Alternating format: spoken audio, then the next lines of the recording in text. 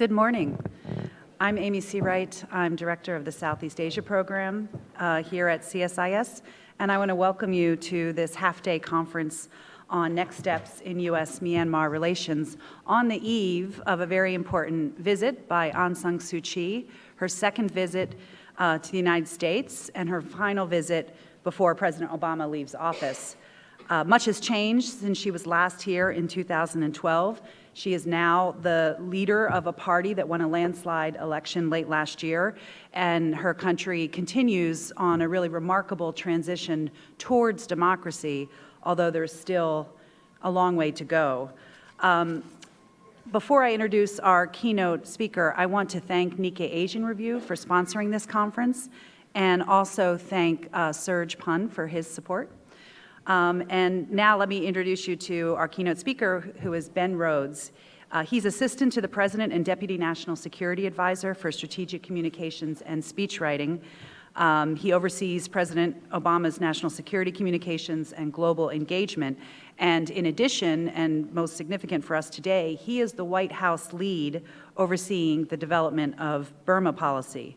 Prior to this, he served as Deputy Director of White House Speechwriting and as a senior speechwriter for the Obama campaign. And he previously worked as Special Assistant to Lee Hamilton at the Wilson Center, where he was involved in drafting the Iraq Study Group report and the recommendations of the 9/11 Commission. Mr. Rhodes is co-author of Without Precedent, The Inside Story of the 9/11 Commission, and he holds a Master of Fine Arts from New York University. So please join me in welcoming Mr. Rhodes.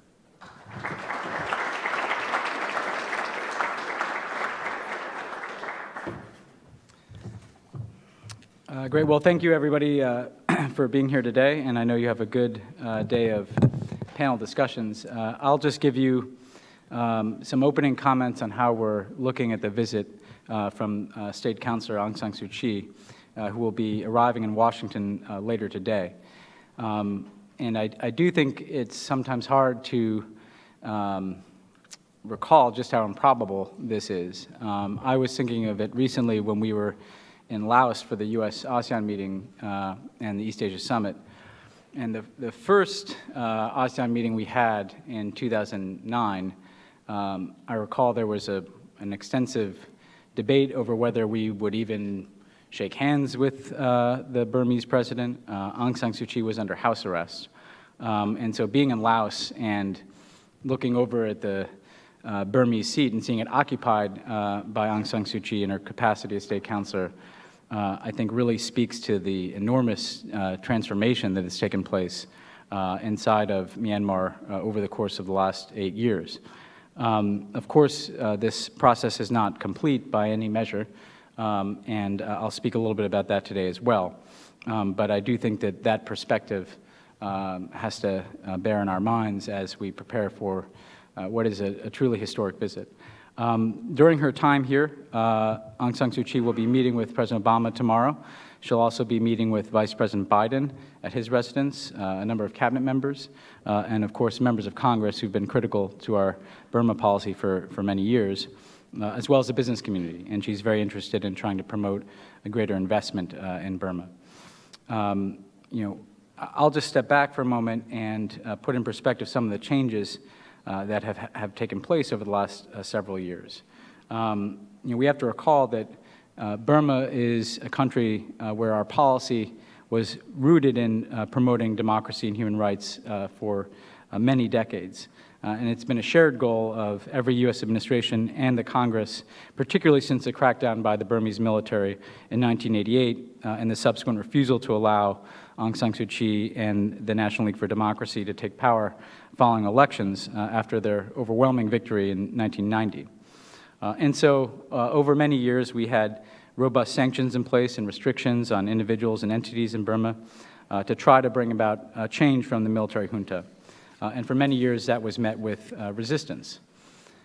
When we took office in 2009, we initiated a review of our policy to see if there would be openings for engagement to try to move things forward and try to see if we could get further with engagement than purely through a policy of isolation.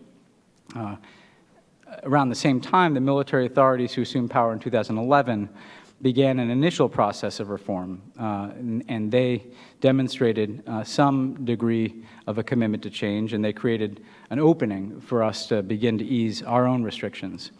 And that led to President Obama announcing in 2011 that we would be sending Secretary Clinton to visit for the first time, and ultimately also she then announced that we would be sending an ambassador, Derek Mitchell, who's here today, so that we begin the process of normalizing our diplomatic relationship.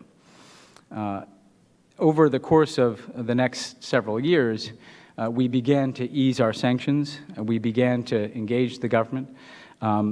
There was a sense of things opening up, of political prisoners being released, of a desire for there to be greater investment in interconnectivity with the global economy. Clearly, that was something that had been desired by the Burmese people, by the NLD, by Aung San Suu Kyi, but also some of the military leadership was clearly indicating that they wanted to move in a different direction. I remember when I visited Burma for the first time with President Obama, you had a sense of an overwhelming thirst for this engagement with the United States.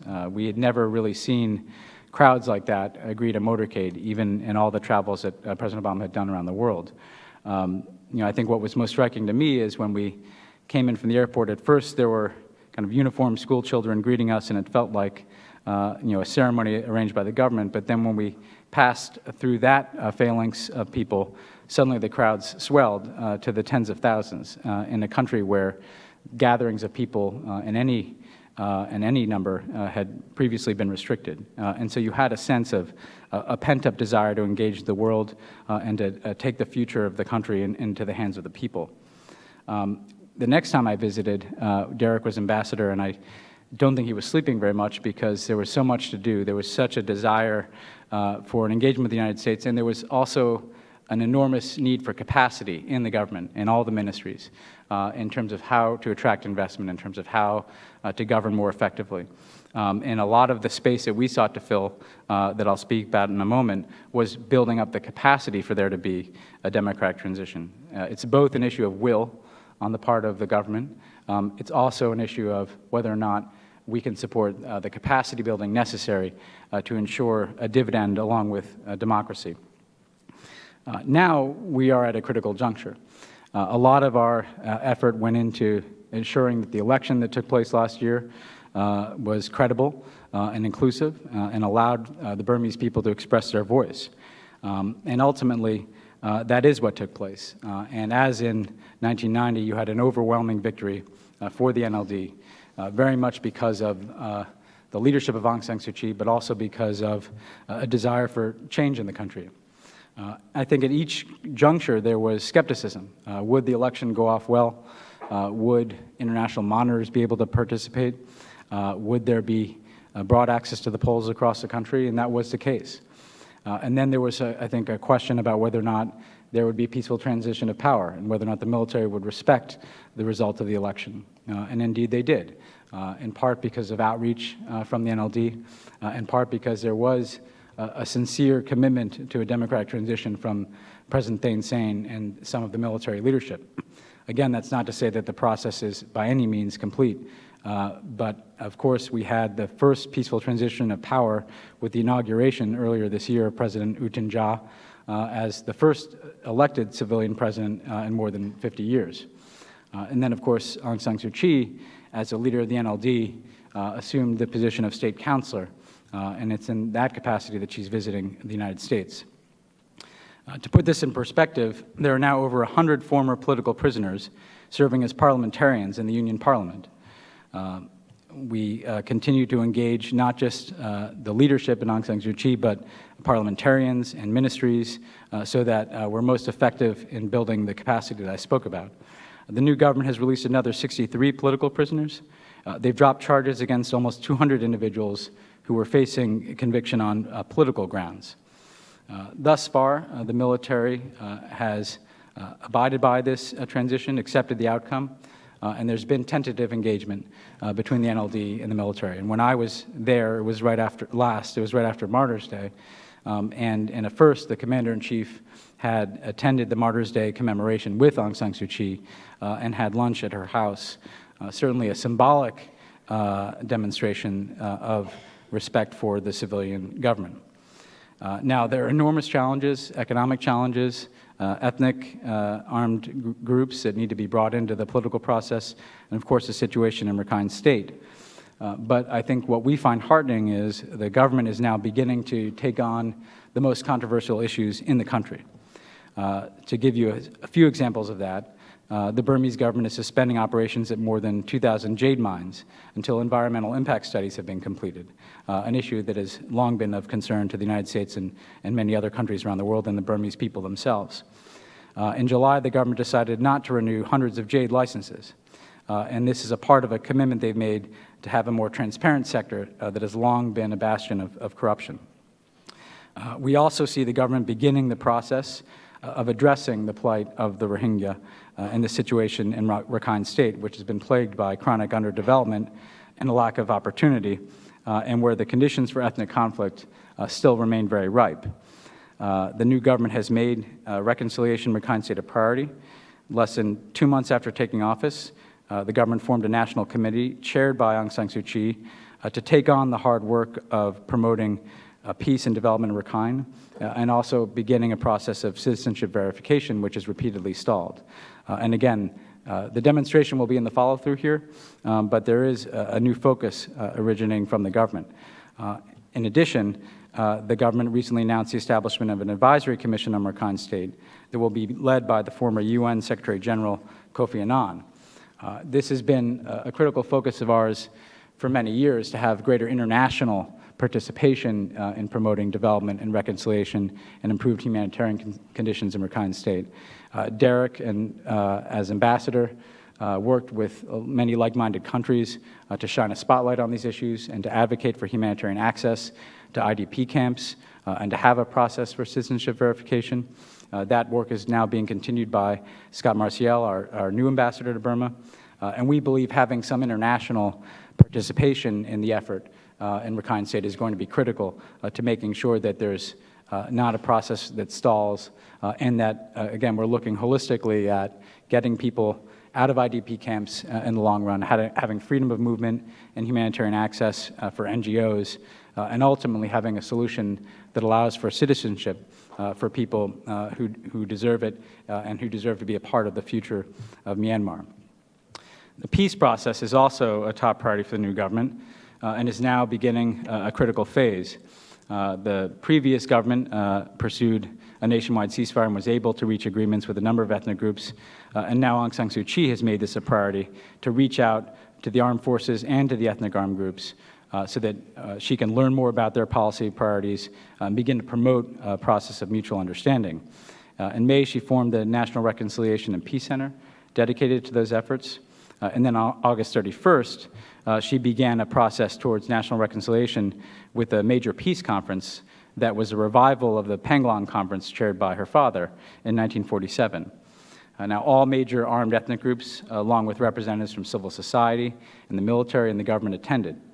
This is a start, but it's only a start. It's only the first step in promoting an inclusive political dialogue that can help bring the country together into a truly democratic union in which the rights of all people are respected. This is a process that's going to have to include confidence building, include the pursuit of ceasefires, and ultimately it's going to have to include the pursuit of constitutional reforms to ensure that, again, there is a place and a voice for all of the different peoples of Myanmar. One sensitive issue in this area has been the role of different countries, including China, given their relations with a number of the different ethnic groups. We've encouraged positive relations between the NLD-led government and China, and we see it as a positive step that Aung San Suu Kyi has pursued that outreach. We believe that this is not a zero-sum circumstance, and that ultimately the U.S., China, India, our European allies, Japan, many other countries have an interest in a stable and democratic Myanmar. Another issue that we focused on with the new government is labor rights, which is important to our capacity to promote greater investment in the country. And so we've supported efforts to establish independent labor unions a minimum wage, and overtime and severance pay standards in Myanmar. Now, these will be difficult to implement, but we see the government setting out a clear action plan and pursuing legislative changes in the parliament as well. This is aided by the fact that some of the political prisoners I spoke of who were in the parliament were once labor leaders and imprisoned for those efforts. And so this is an area that also holds promise for Burma's future, and we feel compelled to support the government's efforts so that workers are part of building the economy in a place where corruption too often in the past has enriched a handful of cronies to the exclusion of broader-based economic growth. We also see the government pursuing economic policies that try to promote a greater climate for investment that can facilitate job creation and economic growth. For instance, the government is implementing major financial sector reforms, including a new financial services law and the new digital financial services regulation. And on August 30th, the government approved major microfinance reforms that have the potential to bring in larger amounts of funding into rural agricultural areas. Again, all of this is critical to showing that democracy can bring a dividend, that democracy can bring, again, not just greater political voice for the people of Myanmar, but ultimately improved livelihoods. And this is going to be a critical focus in our engagement with the government over the next several days and going forward. Now, of course, despite this progress, we see enormous challenges that remain. We're dealing with a country that has suffered under not just decades of dictatorship, but also corruption, armed conflict, and isolation from the rest of the world. And so the new government is going to have to steadily and methodically address those issues as they continue their democratic transition. Now, some of these problems, particularly with democratization, are inherent in the Constitution, which continues to provide the military with a disproportionate influence over the legislative process. They still have 25% of parliamentary seats, for instance. They still have control over certain key ministries and sectors of the economy. So we're very clear-eyed about these challenges. And we do believe that just as the issue of constitutional reform is a part of the outreach to ethnic groups, there has to be additional constitutional reform in the years to come to ensure a full transition to a democratic and civilian government. Now, of course, even as the government is pursuing reconciliation, we continue to see unique challenges, particularly in areas like Kachin and Shan states, where there's been ongoing violence and where chronic underdevelopment has also been a major obstacle to peace. And of course, in Rakhine State, where over 100,000 Rohingya remain in IDP camps, we want to make sure that the government follows through on the plans that I mentioned. We don't just want to see announcements of new processes. We want to see a sustained investment in resolving both the humanitarian challenges and the structural challenges there. What we would like to have happen is the international community having an opening to support a process so that in addition to applying pressure, we can be a constructive partner in improving the situation in Rakhine State. So neither we, nor Aung San Suu Kyi, nor the government of Burma would declare all of their problems solved. In fact, this is really the beginning of the work. This will take an incredible amount of work by the people of Burma, and there are certainly going to be ups and downs. And at any given time, the issues I discussed are going to have mixed results. But we believe that our engagement is essential to helping move things in the right direction. Now, when we look at what our tools are to accomplish those objectives, we have a number of ways in which we can provide assistance. First of all, since 2012, we've provided more than $500 million in assistance to the government and people of Burma. And again, just as we've applied pressure over the years, we've also invested in civil society and independent media and a greater voice for the people of Burma, and we're going to continue to do that. We've also focused our diplomatic and development assistance efforts to support populations like the Rohingya who have suffered mightily over the years, and also to address the broader issues in Rakhine State. And so in addition to the diplomatic work that I mentioned, we want to make sure that our development assistance can come in behind dialogue and processes of citizenship verification in Rakhine State, so that, again, the international community is investing in lasting peace and reconciliation in addition to applying diplomatic pressure. We've also expanded our assistance in other areas. When I was recently in Burma in July, we announced an additional $21 million in economic support funds. And this is going to help improve economic governance by strengthening the ability of the legislature and justice sector to provide oversight, to provide protection services to victims of human trafficking. And we're working with the government to have a plan to upgrade their efforts to crack down on human trafficking. And also, we can invest development assistance in building trust among the different ethnic communities so that they're improving their livelihoods even as they are pursuing peace and reconciliation with the government and the military. We also want to increase the competitiveness of the private sector inside of Burma and expand access to both finance and land, increase openness to trade and investment, increase the use of digital tools and services, and there's a tremendous amount of energy in places like Yangon to have that connectivity, and also to connect farmers to markets. And this is an issue that Derek and I worked on when he was there. A lot of the agricultural planning that had been done over the years prioritized things like meeting certain metrics of rice production rather than looking at how can a farmer improve their livelihood by getting a product to market that has demand in the international community. We also continue to support not just the election, but the parliament. And at a time when we see many different countries cracking down on assistance for democracy, we recently, several years ago, opened up a parliamentary resource center in Naypyidaw that is helping parliamentarians develop their own capacity. So this is a comprehensive engagement through our assistance that aims to build capacity in areas like improving the investment climate, improving governance, and supporting reconciliation in the country. Furthermore, we're going to continue to provide humanitarian assistance. We've helped with disaster response in a country that is often plagued by a natural disaster. And we're going to continue, again, to provide the type of assistance that allows the Burmese to take greater ownership of their economy. Now, again, this is going to take continued legislative and regulatory reforms. What we hear from the business community is that there needs to be a framework for a more open and fair economy where the rules are clear to everyone and investment procedures are clear to everyone so that someone inside of Burma knows how they can start a business, so that someone who wants to invest in Burma knows how that they can establish a partnership. So this is going to be an ongoing focus for us. With respect to the military, given its outsized role in politics and the economy, we've been very cautious and calibrated in our military-to-military engagement.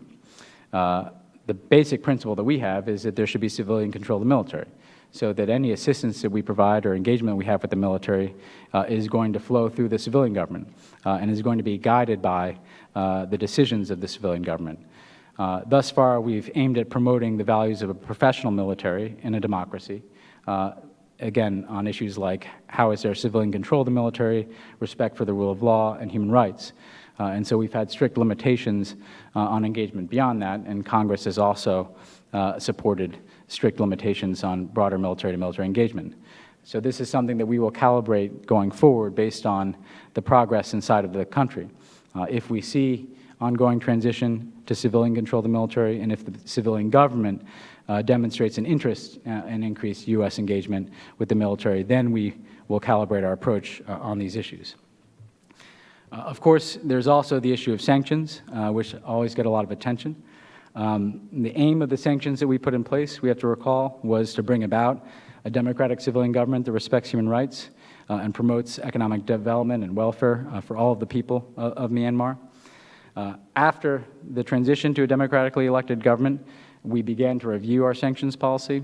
In May, we eased some of the restrictions, and we took other steps to support the Burmese government.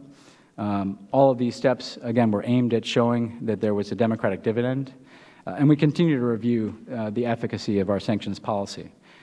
We hear frequently that the ongoing sanctions regime serves as a chill on investment from the United States and in some cases other international firms.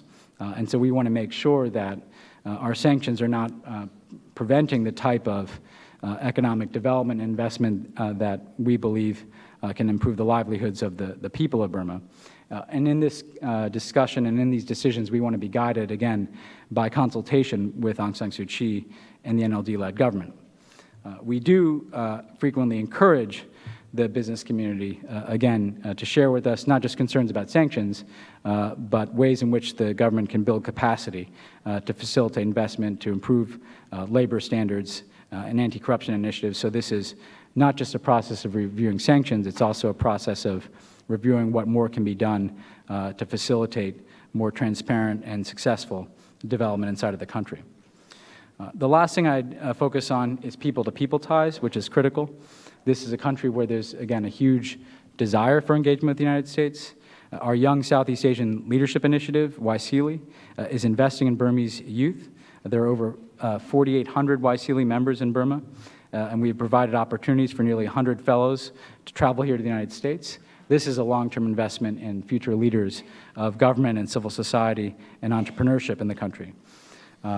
We've also dramatically expanded our American Center in Yangon, which provides an amazing platform to engage the people of Burma in areas like English language instruction and the provision of scholarships to U.S. institutions, and in the building of networks between Burmese young people and people in the United States as well. We're also very proud that the Peace Corps is coming to Burma, and that's going to begin with English language instruction from volunteers who are going to begin their work in the Yangon region, and ultimately our hope is that this expands across the country. So we have a very robust set of tools, from development assistance to people ties to diplomatic engagement to efforts to review our sanctions policy and open up greater investment in the country. And all this is going to be on the agenda during Aung San Suu Kyi's visit. We'll want to hear from her directly about how she's viewing our sanctions regime, about how she wants to promote greater investment in the country, about how we can focus our assistance in ensuring a democratic dividend. I will say, as a closing note, it's been interesting to watch the transition that she has made from an icon to a politician and a democratically elected leader of a country. I think sometimes the impatience that we feel in the United States for change is often channeled through iconic figures like Aung San Suu Kyi, who stood for so many years for democracy and human rights in the country. As a democratically elected leader of a government, she has to tackle problems one by one. She has to make progress that is incremental.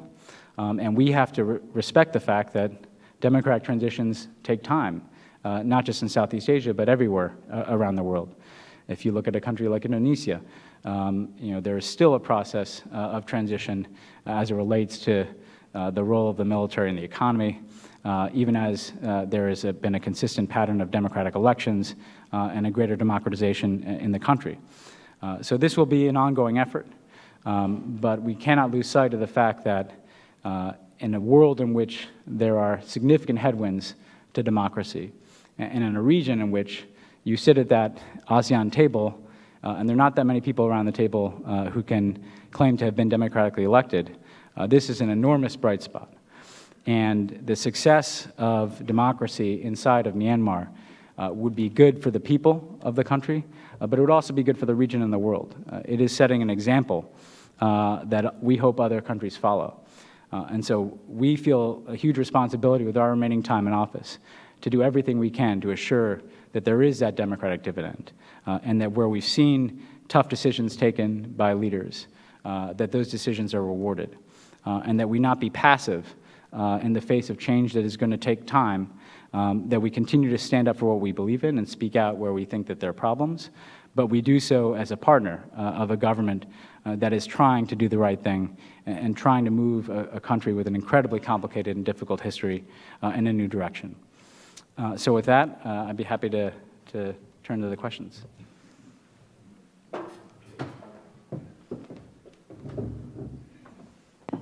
Thank you very much for that really great overview of our relationship with Burma.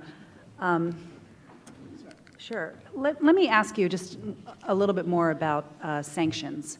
And how much leverage they may provide. I mean, human rights groups and Aung San Suu Kyi advisors, have said that we need to keep sanctions for leverage to continue to transition to democracy, to get the constitutional reforms that you mentioned, and to deal with some human rights issues, human rights concerns in Rakhine State. But another view is that, we get a lot of leverage by engaging and providing assistance, building capacity that you described, but also, providing that democratic dividend, and that easing sanctions is really critical to get the economy up and running, to really provide support for the democratic transition. So I just wonder if you can share your thoughts about sanctions and how much leverage you think it really provides us, and if sanctions is really the right tool to continue to push Burma towards democracy. Well, first of all, let me start by saying there's no scenario under which there are not going to be certain restrictions and limitations in our relationship with Burma. For instance, at the very least, we will have restrictions on the military and our engagement with the military for some time, given their continued outsized role in politics. I think as it relates to the sanctions, for many years it was a very important source of leverage in that it cut off the country from the rest of the world. It restricted, in some cases, individuals from traveling and accessing certain financial resources, and it really closed off Burma.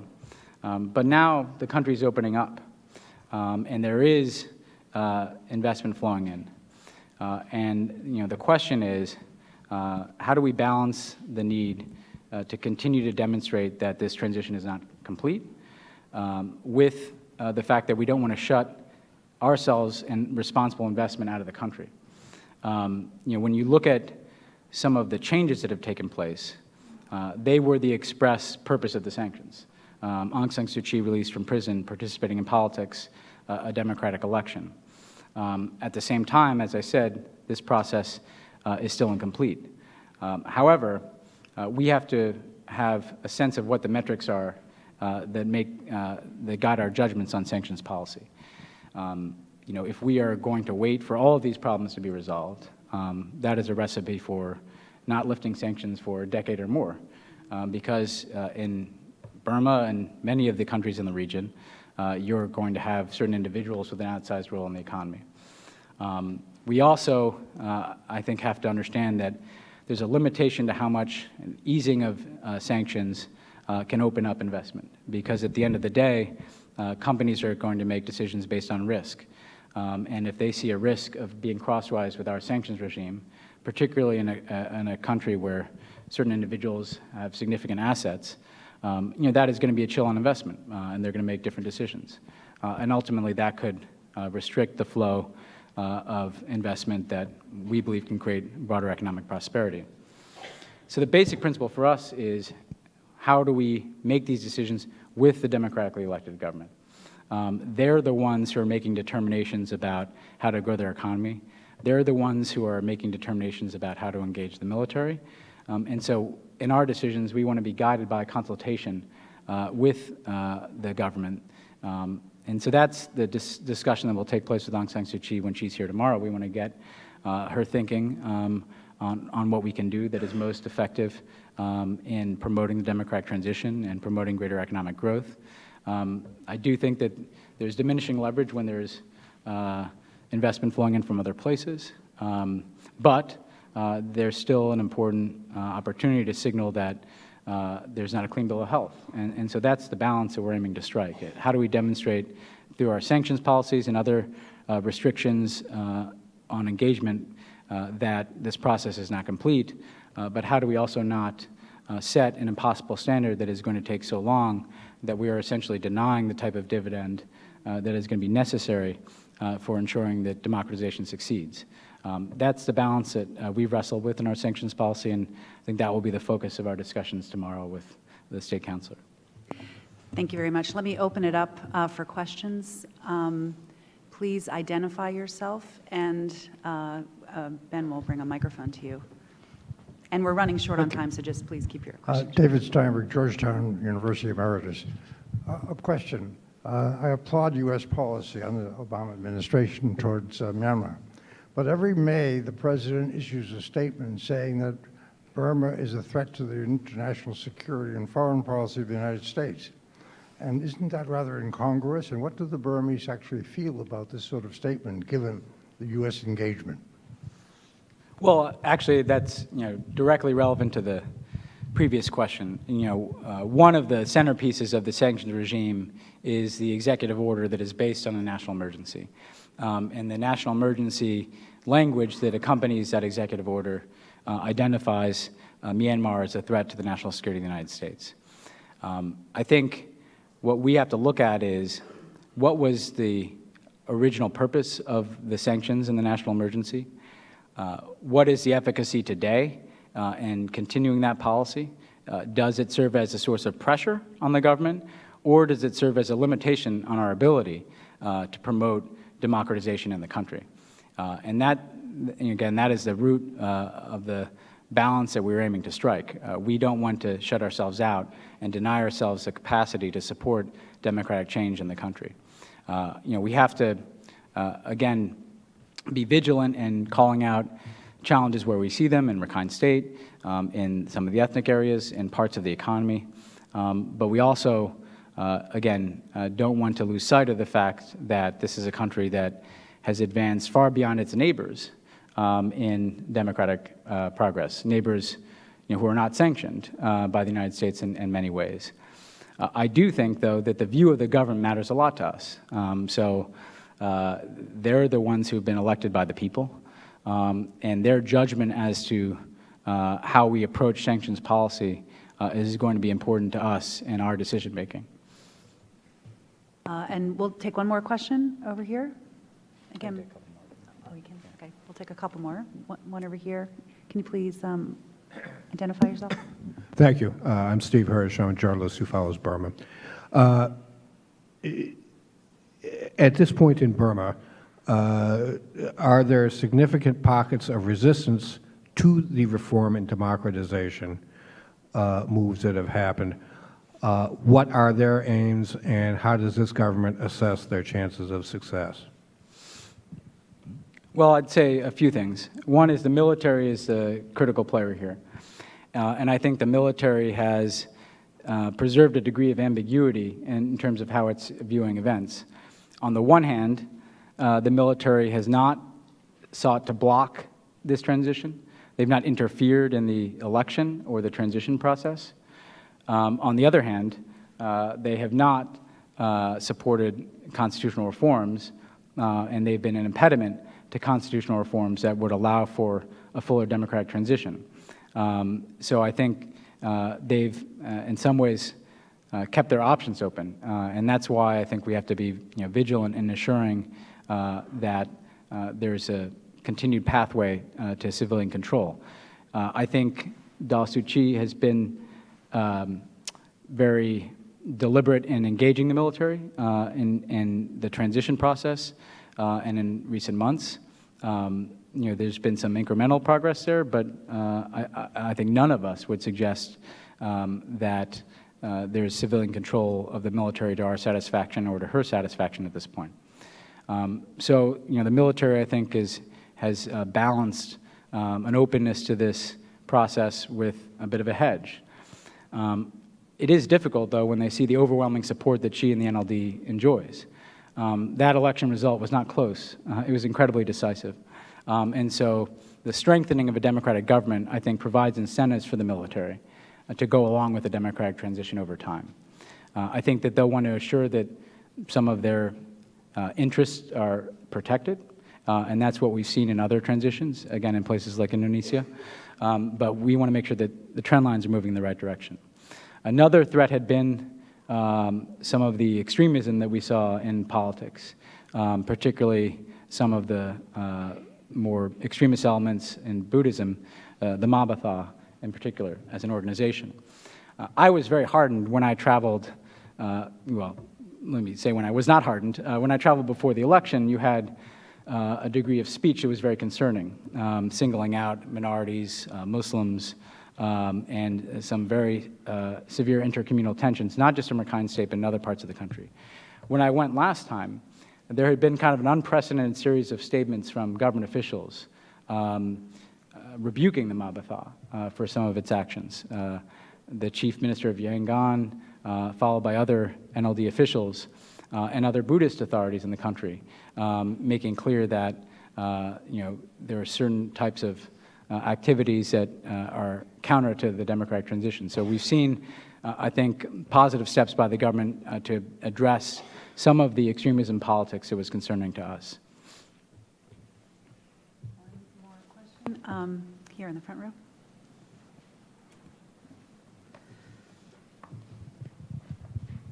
Hi, this is Melvin Pun from Yoma, doing business in Myanmar.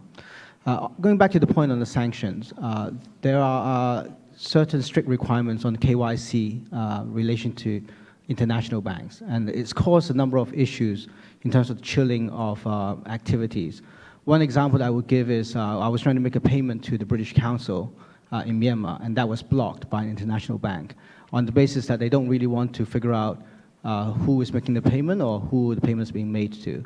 Is there any thoughts of how the unblocking of the international banking activities can be achieved in parallel with the sanction discussions? Well, I think there's two approaches to it. One is how can you make adjustments to the existing sanctions regime, and two is how can you fundamentally alter the existing sanction regime. I've heard a lot of these stories, and let me be clear, I've heard these from large U.S. businesses. You go and you meet the chamber out in Yangon, but I've also heard it from ordinary Burmese. I remember Derek and I had a meeting in Yangon with entrepreneurs who were just trying to attract investment for startups and small businesses from Singapore, and they were having enormous difficulties accessing international financial transactions. And if you're a venture capital fund in Singapore and you're making decisions about where to put money, you're going to weigh that risk. The two ways in which we've gone about it, one is what can we do through general licensing to indicate that there's essentially a clean bill of health to work through elements of the financial system or to work with some of the larger entities in the country that might otherwise be tied up in our sanctions regime. We've tried to calibrate our sanctions, including in the latest round of easing in May, to clarify what types of activities are allowed. But at the same time, as long as you have the executive order in place, there's going to be some degree of uncertainty, particularly in a country where there's a fairly opaque banking sector and very large entities that touch many different elements of the economy. And so this is exactly the question that we're weighing, is how much can we do through licensing and delisting of certain entities to clarify that this is permitted activity, and at what point in consultation with the government do we want to more comprehensively lift restrictions so there's greater clarity for businesses and ultimately greater investment. And that's going to be, again, a focus of our discussions tomorrow. Well, thank you, Mr. Rhodes. We have many more questions for you, but we need to move on to our first panel. So please, if you will remain seated for our next panel and join me in thanking Ben Rhodes for his remarks. Thank you.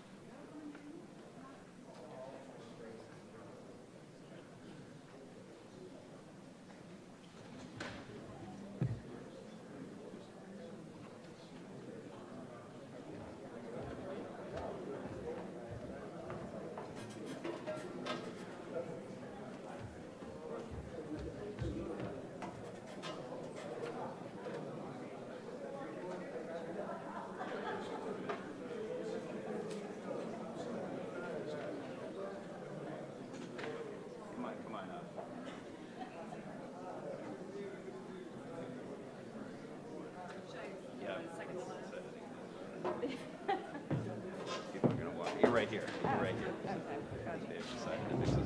Hey, can we get the podium taken down? Can we get the podium taken down? Thanks.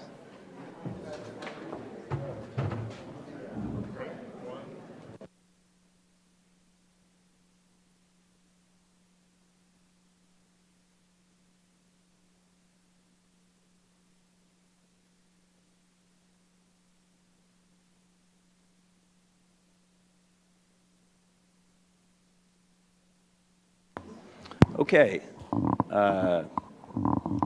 Derek. So I guess I don't have to say welcome back because everyone's still here. Well, welcome to CSIS. My name is Matthew Goodman. I am Senior Advisor for Asian Economics here at CSIS, and I hold the Simon Chair in Political Economy.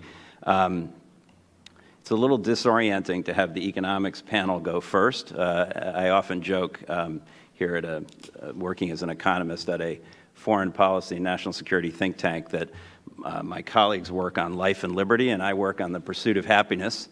I always thought the founder should have listed us first. But seriously, economics is obviously critical to this story. Without economic growth and development, Myanmar is not going to succeed. It's important to remember that actually before World War II, Myanmar was one of the wealthiest countries in Asia. It was the leading exporter of rice and teak and other commodities. It had the region's best university. It had some of the best hospitals. And so it was really an relative economic success story then. By 2000, the year 2000, it had slipped to number 102 in the rankings of GDP in the world. And so that shows you how far it fell, at least in relative terms, and I think absolute as well.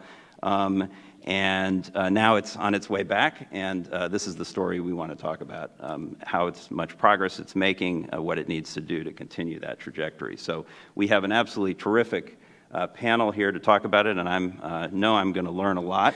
I will start from the end on our first speaker to introduce them briefly.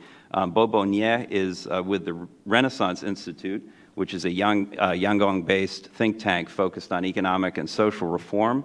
He's also a member of the National Economic Coordination Committee, established by the National League for Democracy in June 2016 to lead Myanmar's economic reform process. He's one of Myanmar's leading banking experts, and he is also a PhD candidate at the University of London at the School of Oriental and African Studies. Always nice to see a fellow University of London student. So welcome, Bobo. I'm going to introduce the others, and then I'll let you go ahead first. But to my immediate right, your left, is Serge Pun, who is chairman of Serge Pun and Associates, which is a multinational real estate firm, which he founded in 1983 and established in Myanmar in 1991.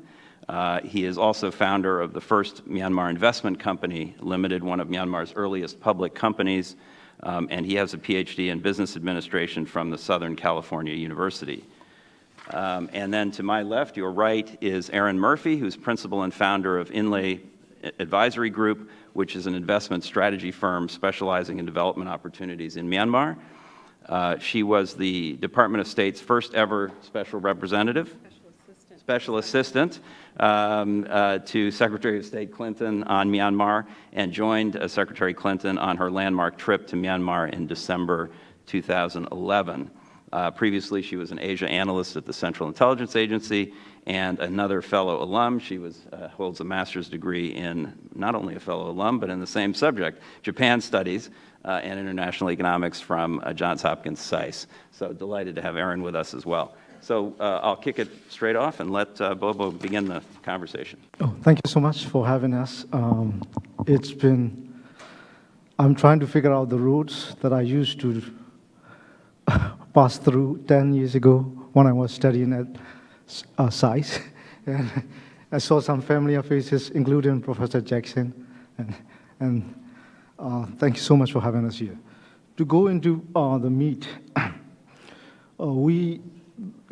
speaker asked me to, or the moderator asked me to talk about the major challenges that the country is facing in terms of economy. And I'll go through them. It doesn't cover all, but which I think are important for the country. First of all, the public finance are in disarray to a degree, and the reason that was been is the governments that lack political will, political capital to collect wide-ranging taxes from public relies on the custom duties or the duties on mines and royalties, doesn't consider the wide-ranging tax excess due to the political issues that the public would demand from. So the revenue collection is very low compared to the neighboring country as well. So in addition to that, we have a issue called the special accounts. And these are the accounts that the ministries set aside funds for their own management and without subject to any budgetary process. And these funds started out as like a little stool that was rented out by a department on the major thoroughfare, and then it blows into billions of dollars in today's terms. So there are 33 ministries, but the total number of other accounts are over 13,000. And the size of these funds is 44% of the budget revenue and 28% of the budget expenditure. So when you think about half the revenue is not in the budgetary process, the public finance situation needs a serious fix. So that includes the foreign exchange earnings of the country, including the sales of gas to the neighboring countries. So one government running short, they use the other means to provide it for themselves, and one of them is treasury bills sales to the central bank, and so that's simply that's the current size of the treasury bills outstanding is about 17 trillion jets, which is about $14 billion US. So that's the size that's since been in existence since 1994-5. So that simply, the majority of them are held by the central bank, and that creates the money supply in the system, and that causes inflation, which range between 15% from the 2001 through until now, an average of 15% annually. So that lets people into investing in the area. The savings jets, local jets became lose one of the major function of the currency, the store of value. So the people move to the other investment vehicles that to keep their wealth, household wealth, in the real estate mainly. So the real estate boom has been going on for a long while, and on average, real estate returned about 14% since 2001. Based on the non-random sample, because it's hard to get the random sample, but the non-random sample I have access to that covers the whole countries, it returns about 14% in general. So it's a good inflation hedge, and people pile into money, and also bank lending also started based on that after the 2003 crisis. So the bank require collateral. Without a collateral, they won't lend money, and so with real estate rise, the bank loans increase based on the bank loans based on the real estate value as the size determinant of the size of the loans you can get increase. So the land also the rules existed until the 6 months or so ago allows the land to be used as a money laundering medium. If it's less than a million size in the sales, then you pay small tax, and you can resell the land, and your money became a legitimate income. So that has growth impact on the country. For example, the farmlands, some of the farmlands get bought up by the businesses just to use its currently, like some of the industry zones, having the foreign investor offer have some owner that is asking like 1 or 2 million per acre simply to benefit from this kind of land speculation in the past. So that also is the land is one of the major inputs that is causing difficulty for the business to start up here. And you won't believe that we even have to send our soda cans after they were compressed, used soda cans to Singapore to recycle. And because the land and the electricity is in high shortage in Burma. So it's come to that extent, and that affect the agriculture and as well. So in agriculture, we are going in the different direction from Vietnam and China, where they raise up the income of locals, and the normal migration pattern has been that people move from rural to urban due to the higher productivity in the rural sector. But it's the opposite. People still move out to the city, but due to the lack of opportunity in the agriculture sector, and the foreign investment is lowest in the agriculture sector, and so that is not boding well in terms of growth. So the other thing is so we need serious review on the national strategy, how we'll go about in terms of our transportation network, in terms of our energy mix. We have very low energy consumption in the country, even though there's a demand is very high. And some of the towns are being probably the highest in the world, the prices for the electricity, something like in the range of $6 for 1 kilowatt per hour. So probably the highest in the world. So we need we need a serious review on our national review on how we go about reviving the economy on our time frame.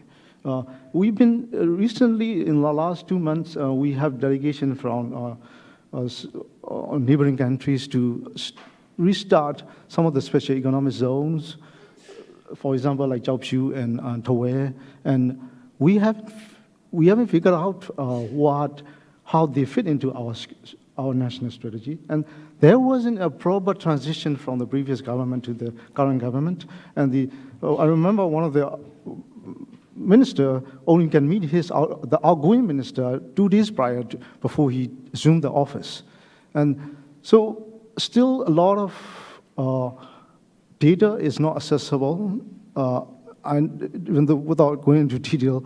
So the new government is having to have good grasp on what is going on now. So this need more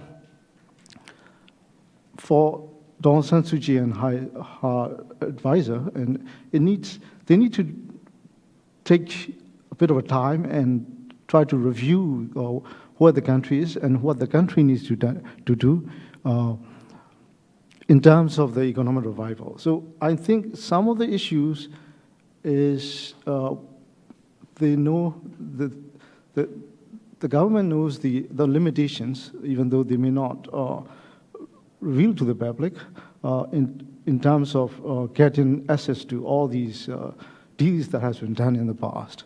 So I think it's better be on their timetable than our own timetable or timetable demanded from the outside. With that note, I'll just stop here. Thank you. Okay, thank you very much, Serge. And I've got a follow-up question for you, but let me, you wanted to anchor the group, right? So we'll do Aaron first, and then Serge will be last. Good morning, everyone, and thanks to CSIS for hosting this panel and inviting me to join. I'm here more to talk about the U.S. side in its involvement in Myanmar and the opportunities and the challenges for U.S. companies. Certainly, U.S. investors, and in fact, any foreign investor looking into Myanmar, it's not a short game. It's not a quick investment. You can't go in and make a quick buck. So if you're looking at the Myanmar market, you have to look at the long game. This is an investment. This is a long-term investment. This is an economy that has everything and needs everything. Anything you can think of, they have. Labor, location, every mineral, gem, precious stone you can think of, oil and gas, timber, transportation routes. It really has everything. But we need to build those sectors from scratch. Certainly efforts have been made and in terms of going forward. And there's opportunities abound to help develop these sectors. Power generation, IT and telecom, medical sector, financial services, mining and extractives, infrastructure, transportation, and other communication links. When sanctions were first eased in 2012, both by the U.S., Europe, and other countries, everyone expected a gold rush of investment to go in, but that wasn't actually the case. There was certainly a gold rush of interest, but not necessarily investment. And Bobo Nye did highlight some of the reasons why that was the case, but the challenges are fairly well known, but they're extensive. Power generation certainly is one of them. A Japanese investment organization once told me that if your business doesn't require water or electricity, you can be very successful. The cost of doing business is certainly much higher in Myanmar than it is elsewhere, particularly in the region. The regulatory landscape, it's shifting, it's changing. Certainly Parliament is looking to see what laws need to be amended. Some laws are centuries old. Certainly laws on oil and gas date back to the 1800s, so they need to be updated a bit. And the landscape has changed, especially when it comes to technology and information technology. The laws aren't there, and certainly that's something that the U.S. has to face as well. But tied to that regulation is a communication with the government and what the priorities are and where they need to go, and I think that that was highlighted as well. Businesses need to know what's on the books, what they need to do. Should they invest now and under what conditions?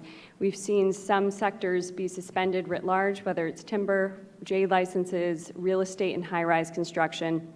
That could simply be transferred to other sectors as well, whether there's problems or not. And this is a government, the NLD wants to do it right, and they want to do it right at the outset, but that certainly takes time, and it's incredibly overwhelming. So it's really slowed how things are going in the regulatory landscape. Skilled labor, another issue. Yes, there is a great labor population, but it's largely unskilled. Capacity issues. Capacity issues extend to almost everything. It's the capacity of your labor to do the jobs that you have provided, the capacity of the government to deal with all the challenges it has to, as well as capitalize the successes that have begun. The capacity of the infrastructure to handle the influx of tourists, the influx of investors, but also to support its population. You know, I think actually one of the clear signs that there was an improvement, though I sort of miss the old ones, taxis. I mean, it was like driving in a Flintstone car. You could see the ground, or you're sitting in a puddle, but that type of improvement has happened, but now the roads are jammed, completely jammed with cars. Flyovers are just some part of the solution, but the transportation networks and the general infrastructure just isn't there, and that also ties to power generation. Access to finance, not just hurting U.S. investors, but local investors as well. Land issues. Land issues are fraught. This is an issue that really came about in the last government, but one that this government has to deal with and has certainly prioritized it. And you know, also for companies looking to go in there, there's also the reputational risks. This is a country that has been dominated by human rights violations and concerns. And to go into some of these sectors could potentially be incredibly problematic. One, there's an idea of going in there and bringing your gold standards and your corporate standards and going in there, but it's another to try to work through that. So reputational issues as it relates to human rights abuses and corruption are certainly high on that list. More specifically to U.S. companies, and kind of the elephant in the room is sanctions. Like Iran, Cuba, North Korea, Myanmar has become nearly synonymous with sanctions, and certainly I don't think we got much of an answer as to what's going to happen this week, but sanctions are still on the books. Most of the restrictions are set to the specially designated and blocked nationals list, the SDN list. There are about 100 names and individuals, names of individuals and entities that are on that list, but there's also something called the 50% rule, so any company owned 50% or more or a finding of control are automatically blocked. There's also visa restrictions and a ban on the import of jadeite and rubies, but it's the SDN list that really does add an extra layer of frustration, due diligence, and concern for U.S. companies, but it doesn't just affect them as well. any foreign company with any U.S. interests, if you have an employee that would be working on a project or you're working on U.S. dollars, you're blocked from that transaction and that transactional relationship. And the SDN list has had a chilling effect. But I would note that the SDN list is not unique to Myanmar. It's everywhere. There are counter-narcotics programs, counterterrorism programs. There are DPRK programs as well. And you see this everywhere. You see this in Latin America and Central America. You see this throughout Asia. And even if the SDN list were to go away tomorrow, non-country specific sanctions would still be in play in Myanmar, particularly on the DPRK side of things, but also in counter-narcotics. But certainly the SDN list presents a lot of complications. Due diligence is already hard in Myanmar, mostly because there's not a paper trail.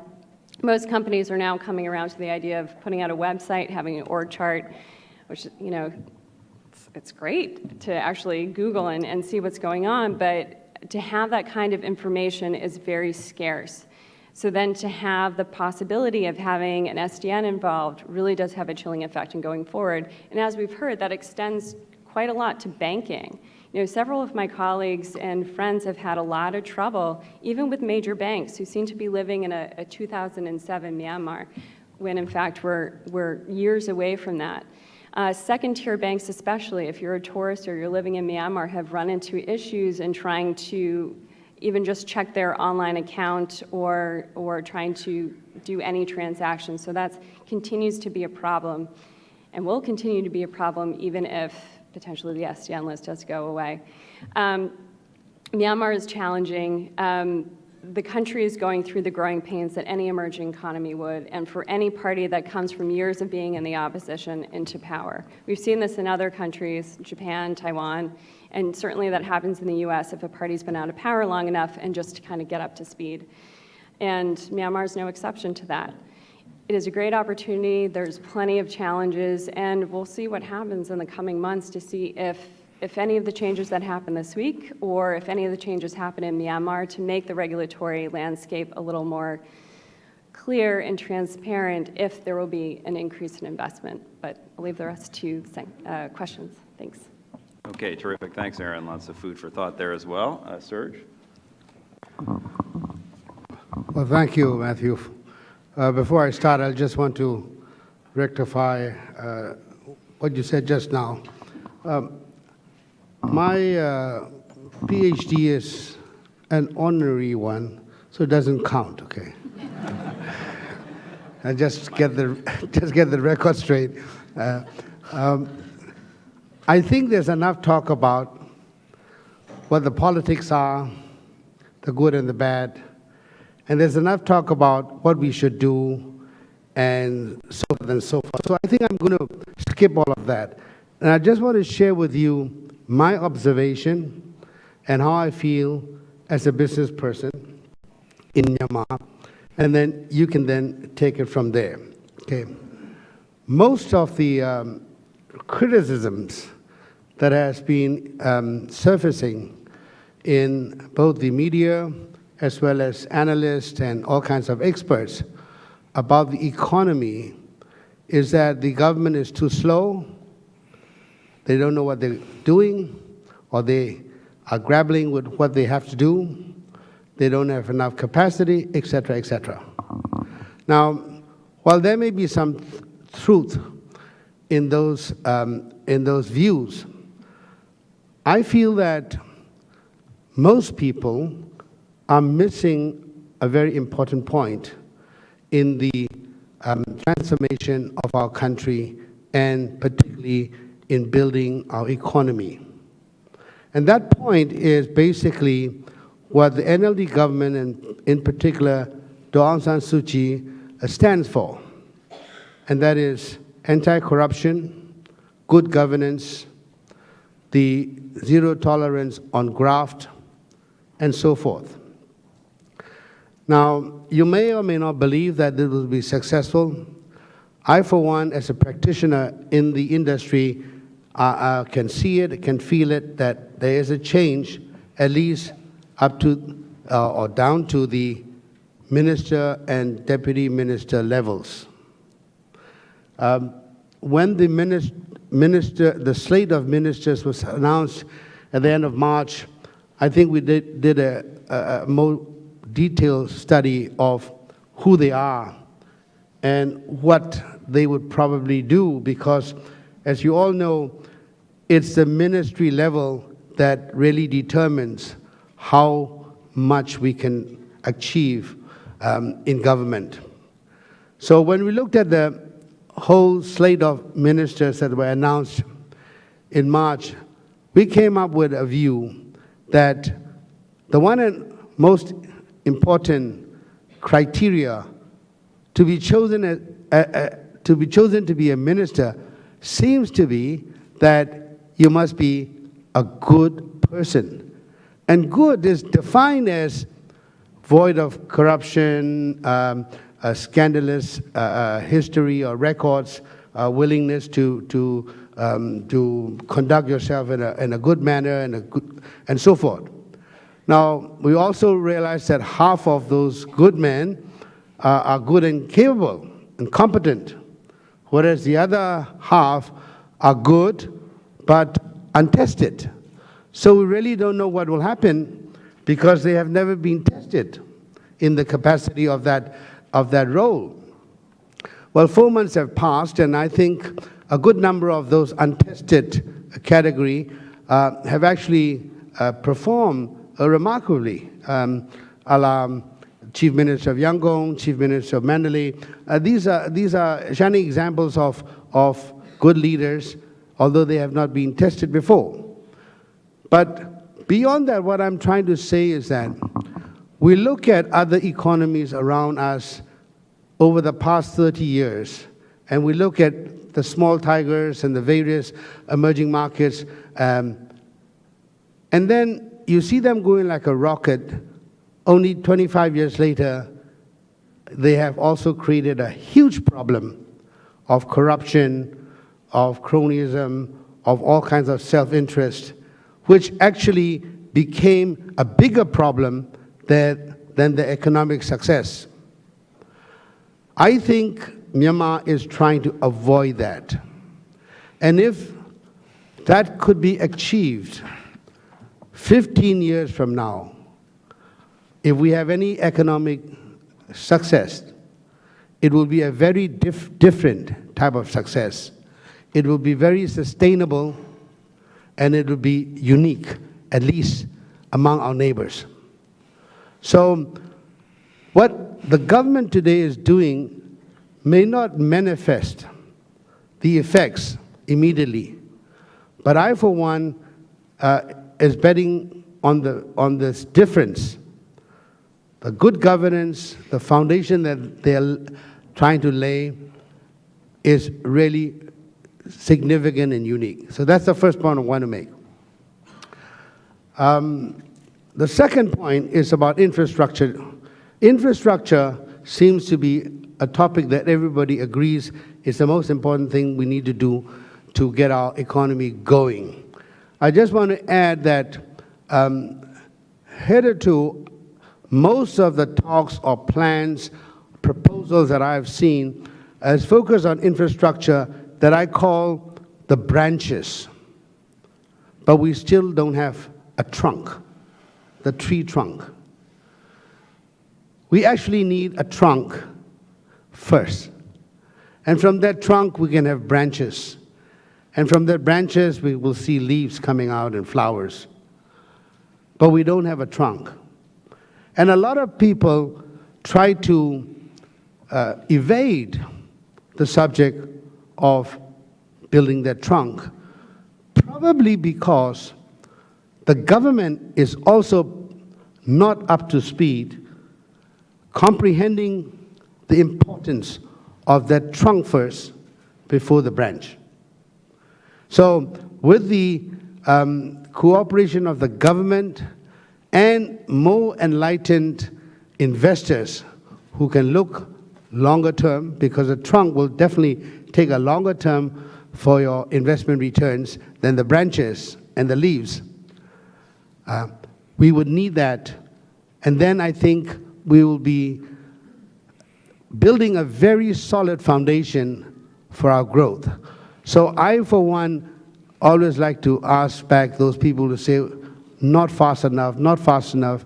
And I say, how fast do you want to go?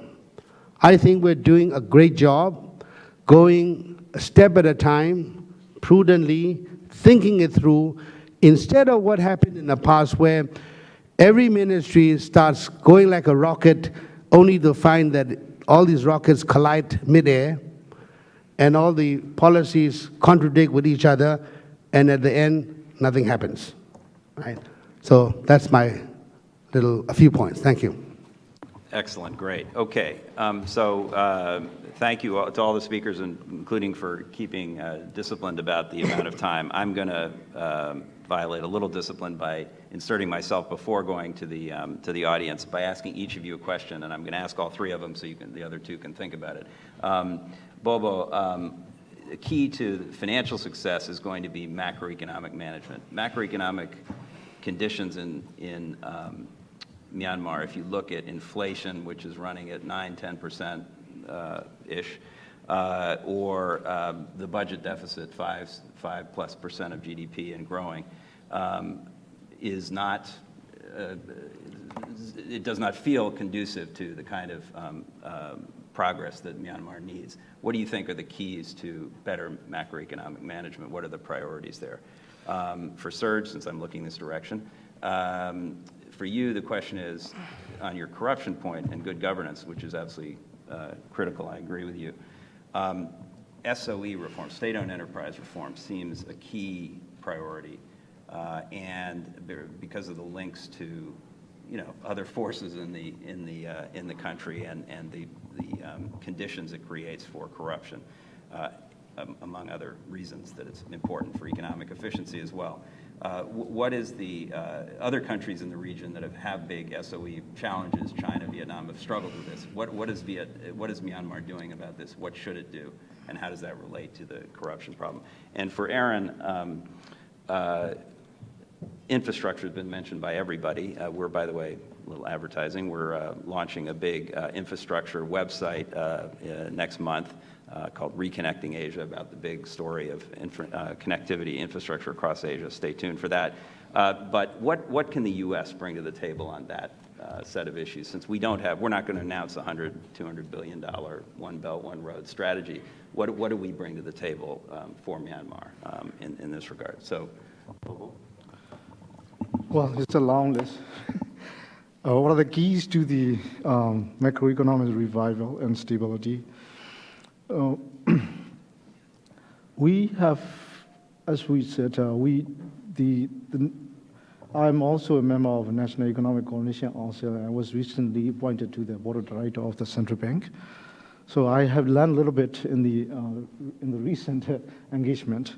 The inflation, need to be somehow, the money supply that was created need to be somehow sterilized. And we don't have bond market in the country. That's one of my major tasks going forward, to start the secondary bond market and the sovereign bonds, treasury bills. And by that way, the government, the central bank will be able to conduct the open market operations, and the repo market the repurchase market can develop. So these inflation issues, that if the money has been pumped into economy without being somehow put back in the fold. So these mechanisms are being at strategy level that we have identified. These things will be taken care of. Another thing is the revenue collection for the government, mainly because government didn't have revenue, they print out money. That's been model operation for past 6 decades or so. So the revenue collection, a lot of state assets were rented out at very cheap prices.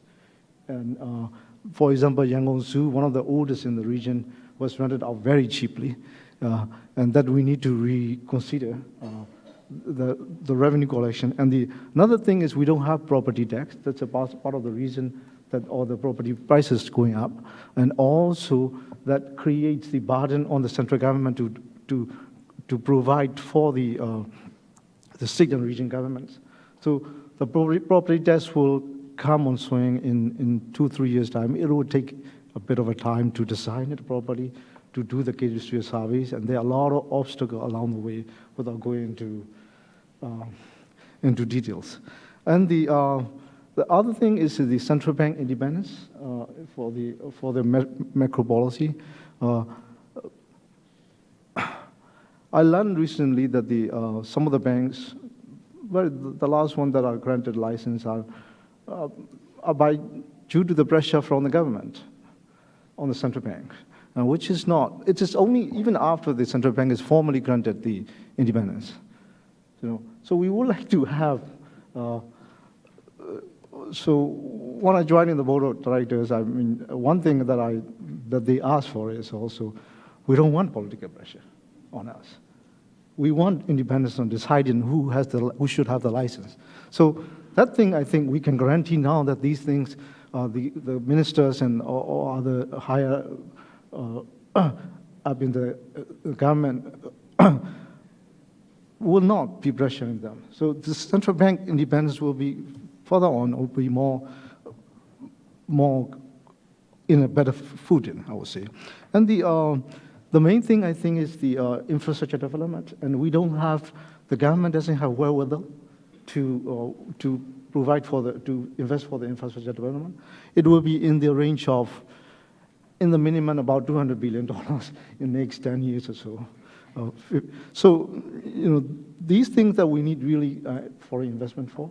So we need to work on providing an environment that is conducive to the long-term investment for the country. So that without rules and what we agree, what State Councillor told us in an ECC first meeting is that we need a job creation, and for the job creation we need infrastructure. I mean, without roads and without electricity, nothing will happen. Okay. But only that, then everything will be fine. There's a lot there. Serge. Thank you. The root of the problem, I just want to mention, again, is corruption. What Bobo has been saying is very interesting. You mentioned that the zoo was leased out for very little money. The question is, who was the zoo leased out to? Right? You mentioned about the last bank license under pressure. Who was the license issued to? So I don't want to dwell into this, but it gets me really going when topics like this come up. And it comes back again and again to the center of the issue, corruption. Corruption is like a cancer cell in your body. You have one of those cells and it will start growing until you die. In the government, it's the same thing. You have that, and before you know, the fabric of the society breaks down. So I would really like to see vigorous combat against corruption in all sectors of the government as a start. Coming to your question, Matthew, I think when we talk of SOEs, we should have a view that there are two different parts of it. The one part are the economic interests, the economic companies that are owned by states, that are profitable. These companies actually prospered due to concessions and due to special favors during the military regime. I think President Thein Sein was the person who started abolishing them. I remember after he came in to government way back in 2011, the first thing he did was he abolished Economic Holdings, UMHEL's monopoly on edible oil import, right? And without these special concessions, I mean, they're on the same playing field as everybody else, okay? But they are nonetheless profitable enterprises, and they would continue to be companies that I think the shareholders will fight very hard to retain them. Then there's the other type of SOEs that are run by government ministries that are a total disaster, losing money year after year, couldn't even make the ends meet, couldn't even pay salaries or pensions, okay? they desperately want to get rid of. But how? And I think the reform will first come with the second type, where obviously the easy way out is to corporatize it. They like to use that word, corporatize it, instead of privatization, as if it makes a difference. I guess it makes a difference to them because they will still sit on the board of directors and still think they will have a say. But true corporatization will actually mean that these corporations will have to be revamped and run as a viable business. And I believe the incumbent government is working very hard towards that direction. And if that can be achieved, I think there'll be a whole slate of SOEs that are really in bad shape that will be reformed. The first type, I would think it will need some more time. But on the other hand, I don't think that's that important. I think that if they are successful, if they are profitable, as long as they play by the rules, by the rule of law, and they're not doing things which prohibit other people to do, I think that's fine. It's competition. I don't think that competition is bad. Okay? We don't necessarily have to sort of nationalize them, or who would you give it to, right? So it's the process. But in all this thing, corruption comes back again and again to be the roadblock. Okay? Even the very badly run SOEs do not want to reform because while the company loses a great deal of money, the officers actually enrich themselves, right? I mean, you talk about crazy things like boats, ferry boats that leave a jetty virtually with no passengers, only to find that 200 meters out, all the little small boats will send the passengers, but then the passage is not recorded, right? So things like that, they will fight tooth and claw. But that's where we really need to solve. Okay. Thanks. So the U.S.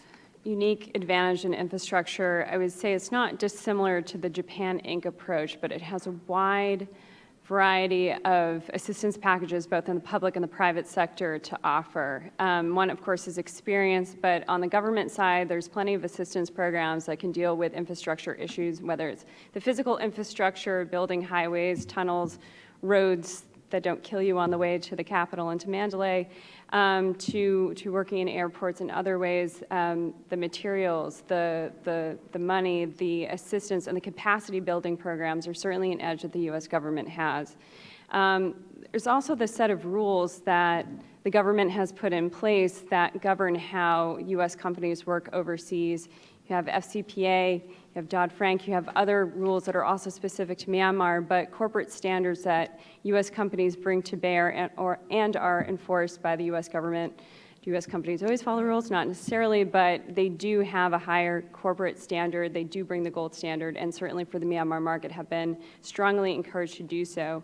In terms of the private sector, there are a lot of small and medium-sized enterprises that are readily deployable and can bring the type of infrastructure, products, and technology that can quickly bring power to a village, whether it's clean energy technology, off-grid technology that eventually could be linked up to a larger grid once that's in place. And other smaller firms that can really be readily deployable and operate almost immediately. I would say, I know that I said earlier that Myanmar is certainly the long game, but there are short turnarounds that you can actually bring electricity to a village, communication to a village, a road to a village that actually wants it.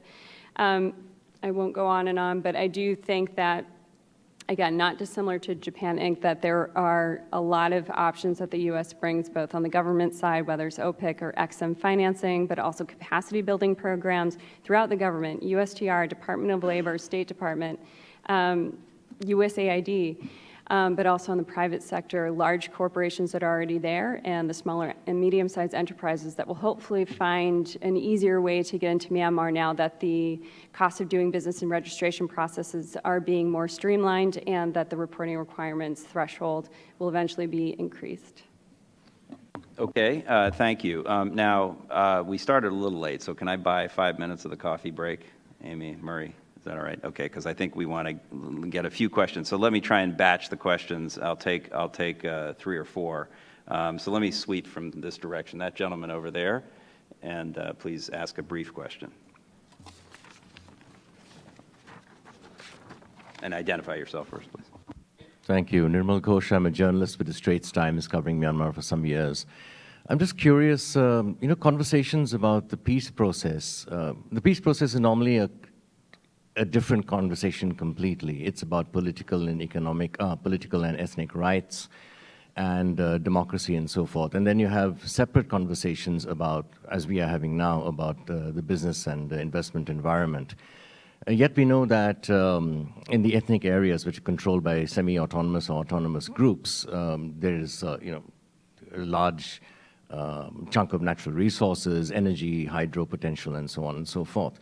Now, could we get a sense from you of the dividend of the potential dividend, the ramifications of a successful peace process for the economy and the investment environment?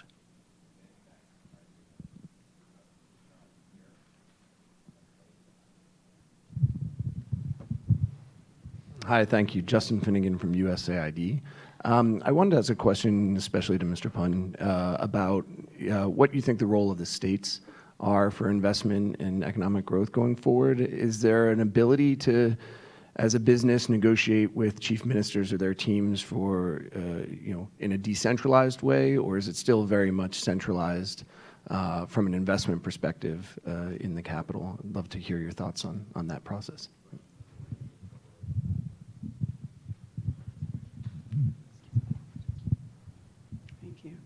Angela Pashian, a PhD student.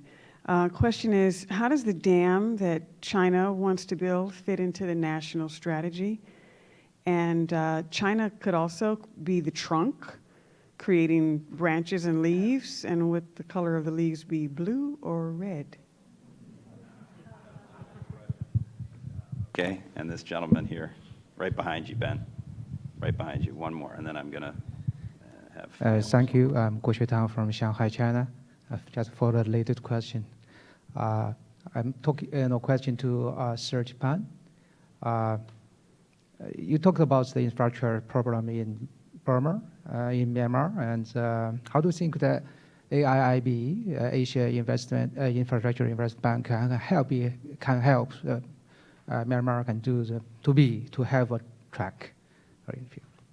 Okay, well, the last two may be related questions about the dam project and China's role in the AIB, so maybe we can take those as a cluster if anybody wants to answer those, and then we'll work backwards through them. You want to talk about the AIB, or?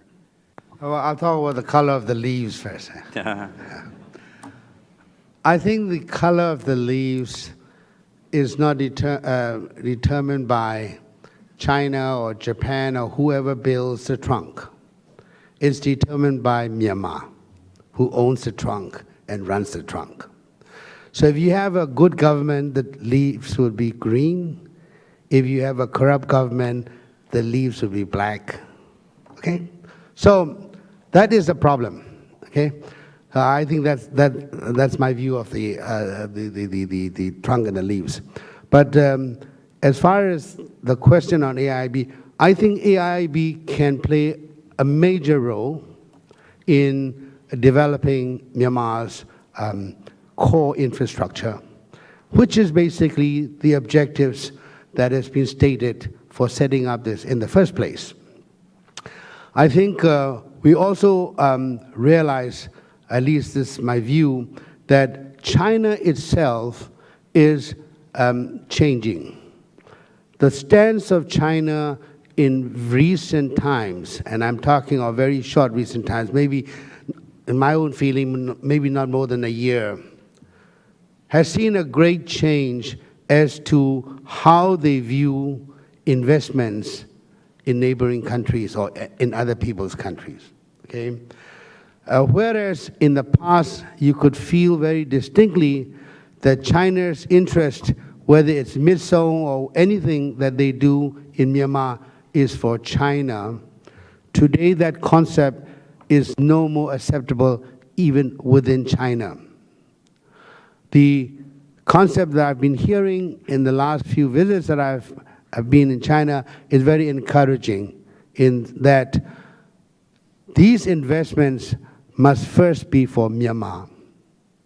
The fact that it will benefit China in its one Belt, One Road global macro concept, in its Silk Maritime concept, is a byproduct. But without benefiting Myanmar, nothing will work. So this fundamental change in attitude, I think it's a very positive point, and this is what I hope will carry us into the next phase of China's involvement in Myanmar's development. Let me add into that one, that's what Sarge mentioned about the Chinese change in attitude we saw in neighboring countries. For example, in Indonesia granting the high-speed railway from the Jakarta to Bandung to Chinese instead of to Japanese. And a lot of our counterparts banks in Singapore also mentioned of the Chinese change in attitude towards the regional investments. But I would be very happy if Chaopiu, in the case of Chaopiu, if we have AIIB instead of CITIC Group, which is a state-owned company. So, we welcome AIIB involvement on par with all other investment abroad, but it's better be on the commercial terms. So that's one of the points. And also, terms on China may need to be, I don't know about all but as long as they are on commercial terms, that is acceptable for both sides, we'll be happy by any investment group. Let me comment briefly on the sanctions that has been raised several times this morning. For example, when I work on the towards special economic zone and the Teninai region development, I run into a lot of businesses there and who wants to set up the resort, a tourism business there. And what they found is that the farmers that want to contribute land as his share doesn't have the proper deeds. And the government requires, the rules require that this land should be particular type of land. It should not be different types of land. So the farmers only can produce is 10, 20 years worth of receipt that he has sold these crops that are produced on this land to the states or the any buyers there is. So even though the start in a company is easy, it only took 3 days. It only takes 3 days now. But when you get into the license to do particular business, you run into a land issue there. So these things, to me, the sanctions are somehow domestically made as well. So just lifting something that is imposed from abroad will not solve all these problems. Another thing is what we will consider. You need to consider the businesses. Not all businesses are on the same level playing field today. Somehow connected businesses in the past still have a lot of outsized privileges and their disregard to consumer standards. For example, like distributing edible oil in the acid containers, recycled acid container is not being questioned by the, it's to challenge them is a big thing.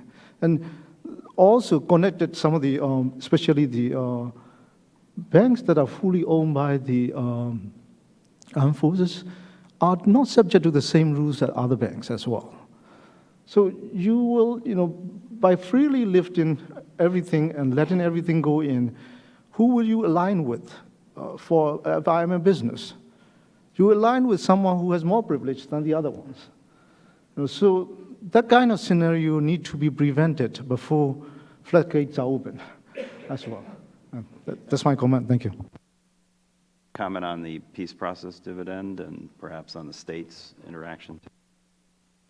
Sure, I'll comment briefly on this and then turn to my fellow panelists to fill in what I've missed and their own perspectives. Those two questions are actually somewhat related, and it comes down to centers of power and how this government may decentralize power to the states, but also within these states, you also have a variety of ethnic groups and ethnic political representation. And so in the peace process, a big part of that, and what has always been a key element, is political dialogue. That dialogue also gets to economics and resource sharing. A lot of these ethnic groups, where they're located, they sit atop of all of those resources I was previously mentioning, and some sit atop resources they've created for themselves.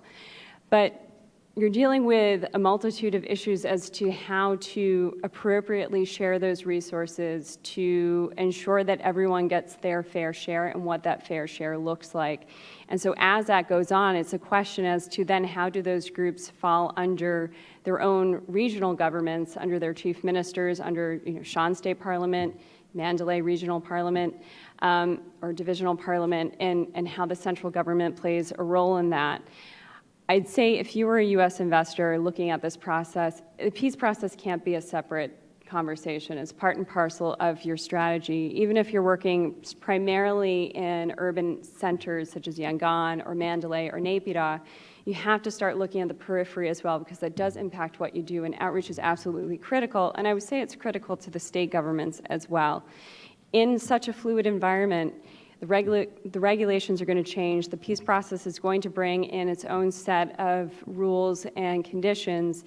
It really makes sense to have a comprehensive stakeholder strategy in engaging. And that's not just for private income-generating, profit-driven companies. That's also for organizations that are working there, whether you're a foundation, nonprofit, or an NGO. You need to consider these very complex issues and this very fluid environment. Certainly there are dividends to be had. It's just some are going to be bigger winners than others, and how is that going to work out? But turn to my other panelists. Yeah, unfortunately, we're out of time, beyond time. I bought 10 minutes, sorry. But this was a rich conversation. I wanted to make sure we had gotten through everybody's basic questions. I learned a lot, as predicted, and would ask you, assuming you did, and even if you didn't, to join me in thanking our panelists for their contribution. And to be continued, I'm sure. There is coffee on the Samnon Terrace behind us. You're allowed 10 minutes, and then a bell will ring, and you're supposed to come back to your seat right away. Thanks very much.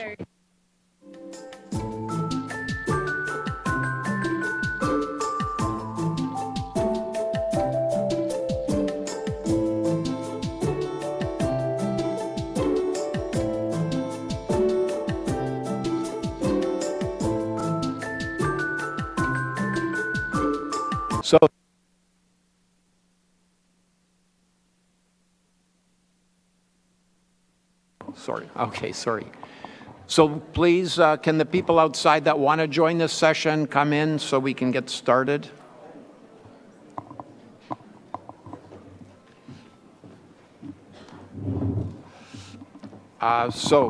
We have, my name is Murray Hebert. I work on Southeast Asia here at CSIS. So we've finished the pursuit of happiness, so now we're going to start dealing with life and liberty, I guess, as Matt said.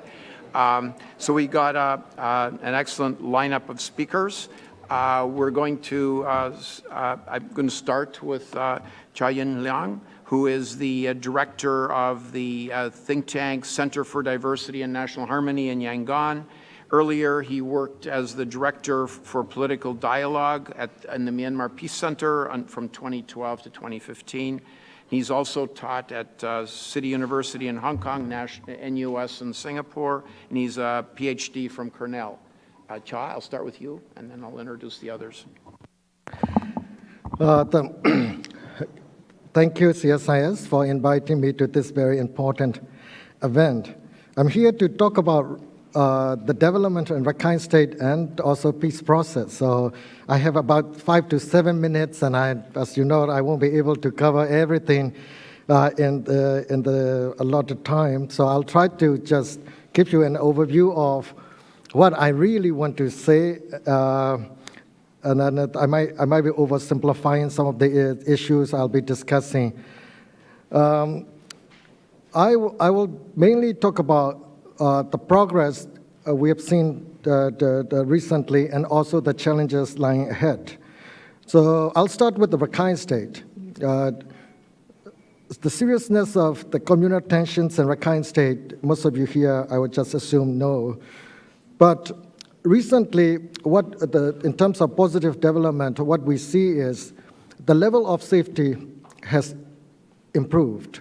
But here, before I proceed, I want to clarify what I mean by progress. When people talk about progress, they want to see, let's say, 100% improvement. But in Rakhine, when we talk about progress, we're dealing with a situation which is like minus 100,000. And then when you see the minus, going down to like minus 90,000 or 80,000, for us, people who are working on and in Rakhine State, we sort of like to think or look at it as a progress. Otherwise, we will never be able to work on the issue. So when I say progress, I'm not talking about the kind of progress you would hope to see, but the situation has improved compared to the past. So compared to 2012, the level of safety has improved, partly because of the deployment of non-Rakhine police officers in the state, and then also members of both communities are working together to prevent the conflicts. So we have conducted 2 surveys in the last 2 years.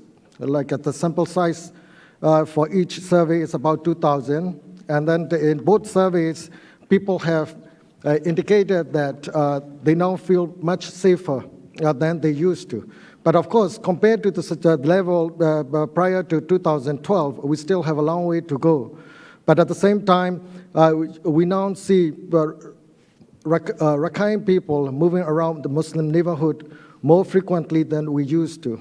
Like when you go, if you ever get a chance to go to Rakhine Sitwe and the IDP camp area, I would strongly encourage you to go to Tejao Market. That area used to be mainly run by Muslim business people, but these days you could not distinguish whether it was a Muslim area or Rakhine area. It's a really mixed and people from different communities working together, you will see that. Another development which many people didn't pay sufficient attention to is the changes in the attitude of a large number of Buddhist monks in Rakhine State. They still sound really hardline and they were very nationalistic.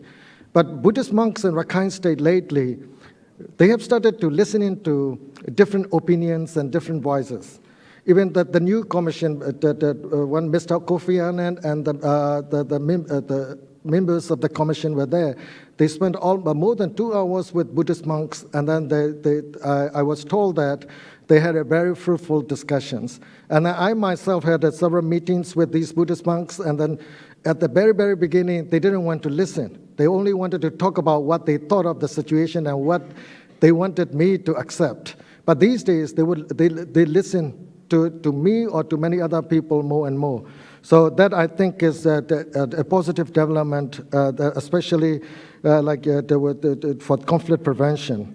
And then, the new advisory commission, of course, you would have come across mixed receptions of the commission from different communities.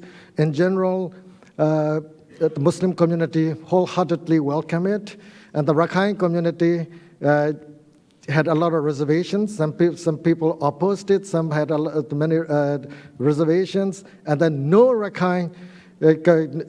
one from the Rakhine community would welcome the formation of the establishment of the new commission openly.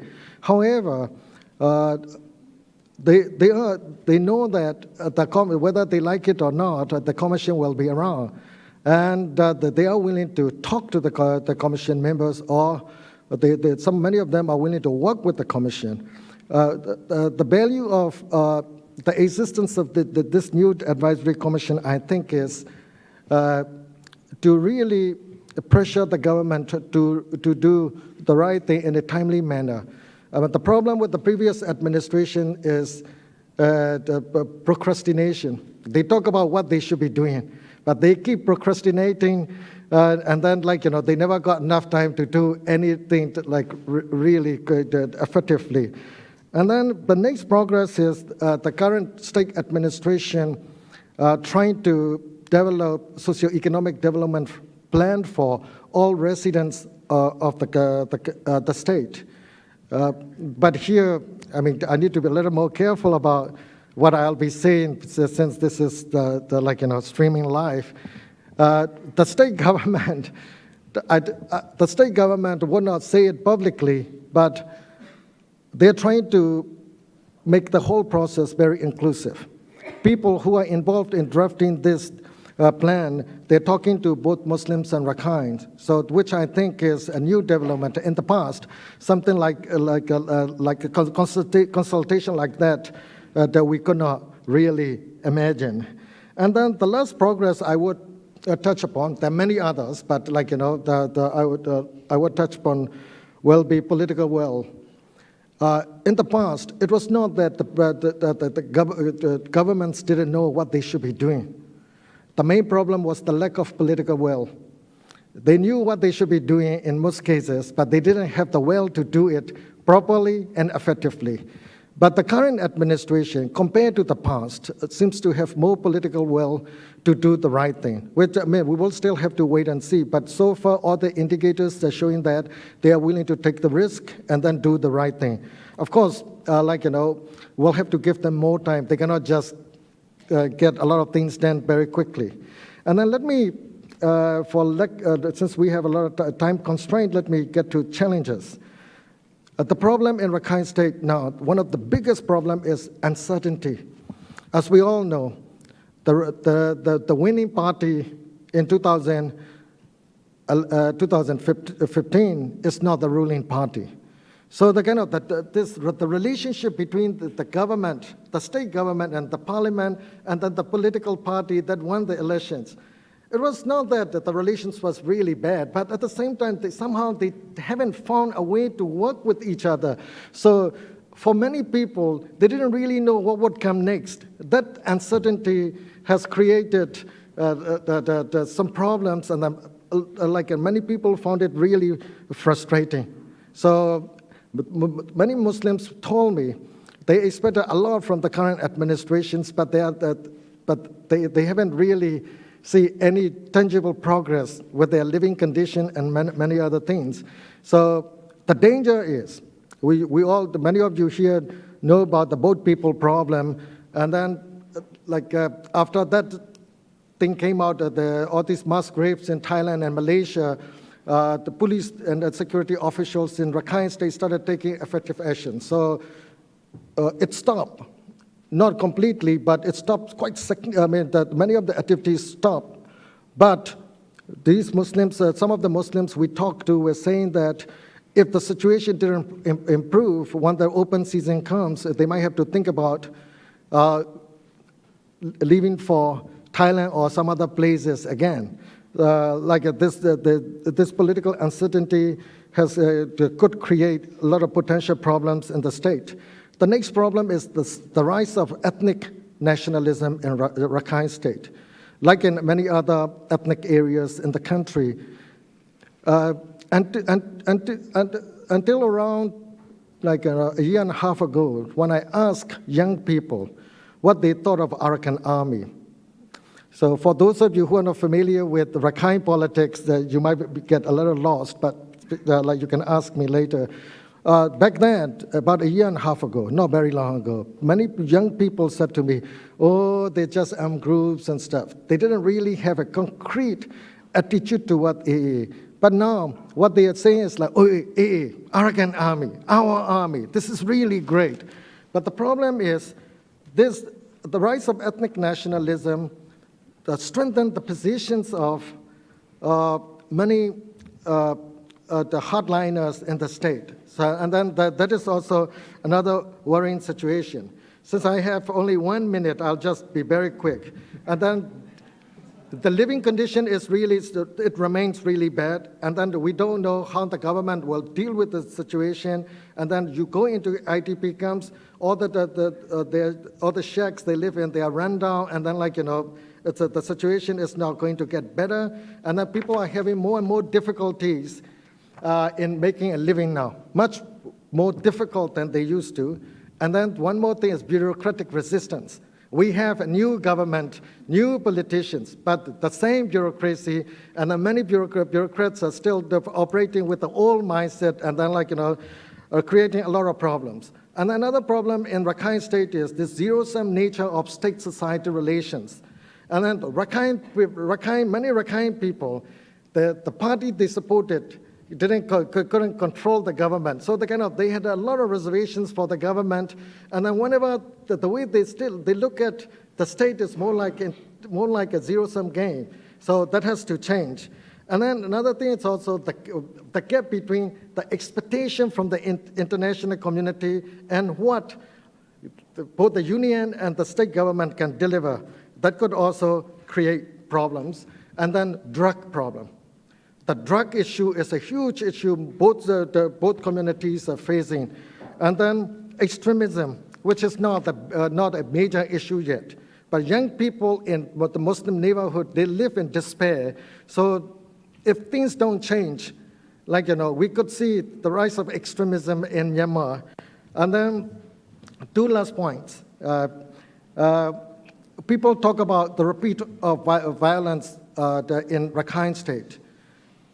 Not impossible, highly unlikely. However, when we conducted a new survey 2 months ago, the percentage of the people who answered that there could be the repeat of violence that happened in 2012, the percentage increased. In 2015, it was around 10. Down 19%. So because of political uncertainty, people felt a little uncertain about everything. So one last thing is reconciliation. Everybody is talking about reconciliation.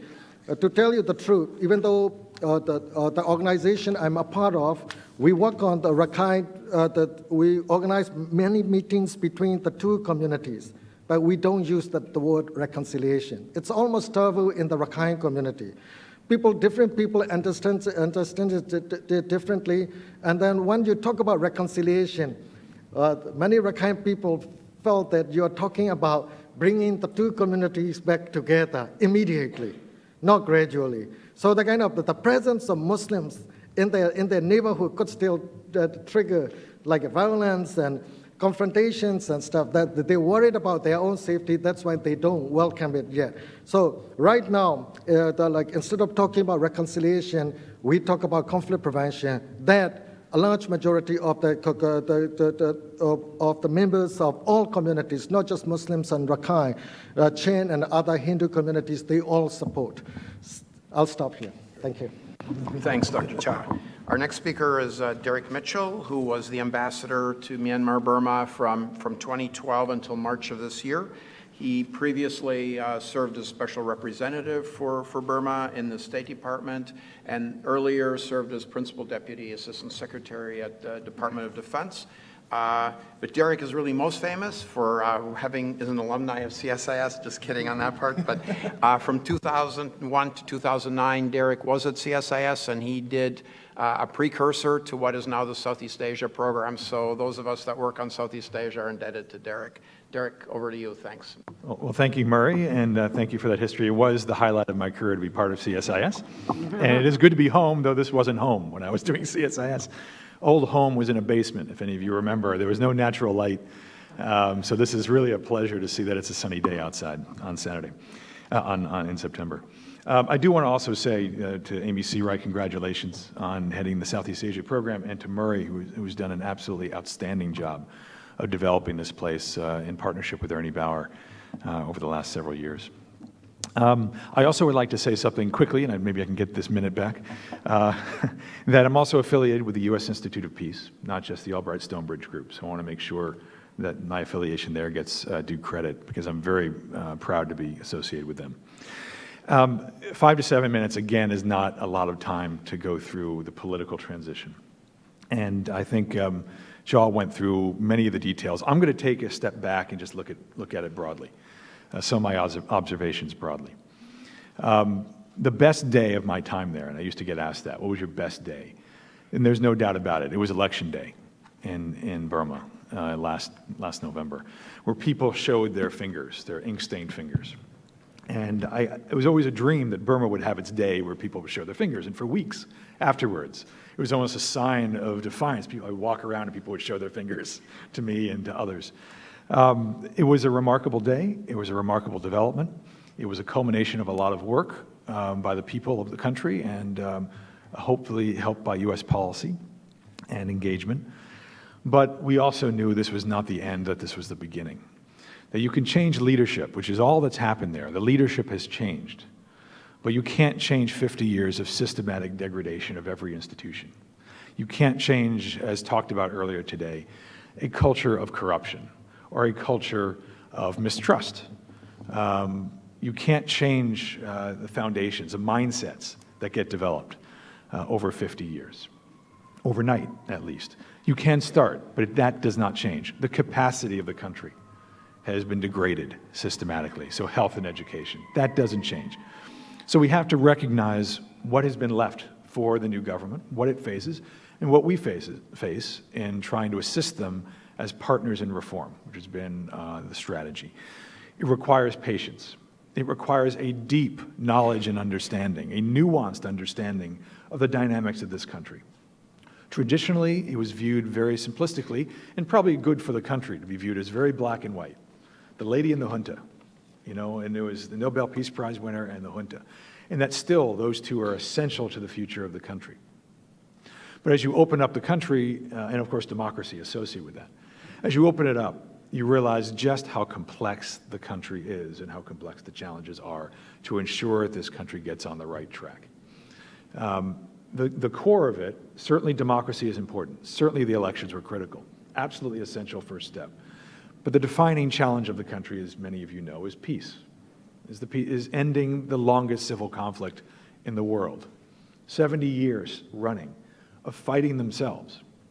If you don't end that, if you don't start to find ways to work together, then nothing succeeds. You can't have democracy without peace, can't have peace without democracy or development. So Aung San Suu Kyi has made that a priority. She has first and foremost sought to bring people together and start a long-term process of developing peace. But when there's a deep reservoir of mistrust, it is going to take a while. And it's mistrust between ethnic groups, majority, minority, as well as among the people inside the society writ large. Without that, you're not going to get much progress. And what that requires is a new mindset.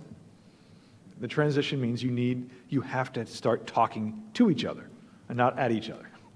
There's a lot of talking at each other, but is there consultation? Is there compromise? Are people listening? I found that people really were excited for free speech, so everybody talked. And I would go to the American Center, everyone wanted to talk. I said, but are you listening to each other? Because it's not just about what you all think and what should be. Everyone is an independent, every individual wants to be the dictator. But are you thinking together in a country that is diverse and it has it's not just one identity, but multiple identities. And in fact, that is the challenge. What is the national identity of this country?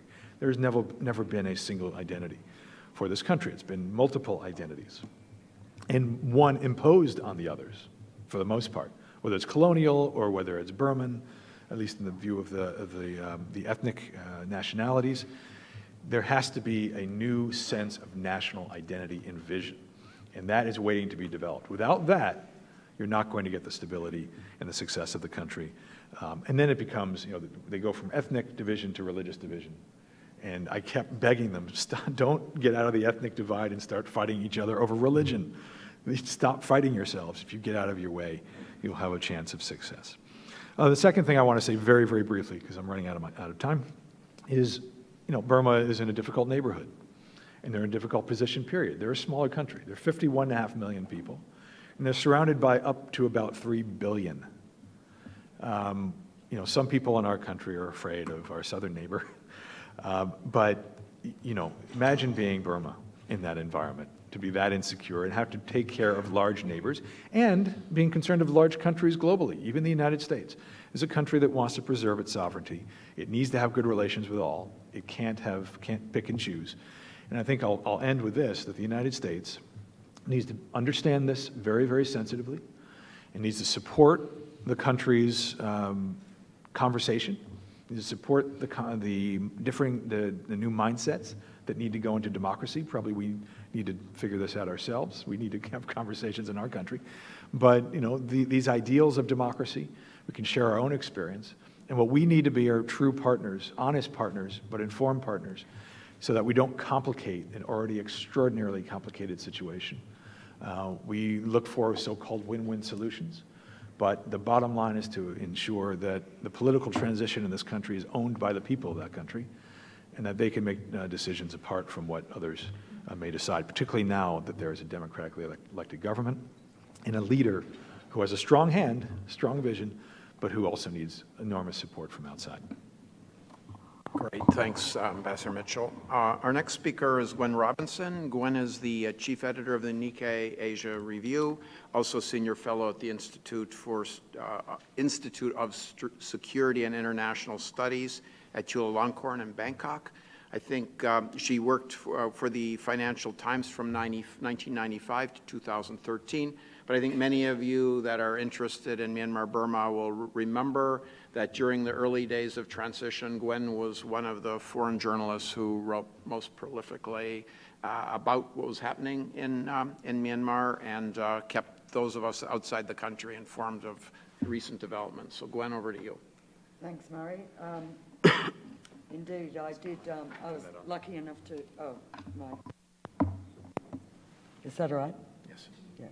I was lucky enough in that period working for the FT to be able to travel just once with the former President Thein Sein and get a close-up look at how that administration played things. And for that, I've ended up paying as going down as described as someone who travelled freely with the president and had untrammeled access, which is not actually true. So those insights were gained through very hard work, and just like most of this panel here, I think has helped a lot to assess where we're at now, to have a standard of comparison, see where it's all come from and where it's going. And I'd have to say, I think overall, it's much more positive than I ever even thought it would be.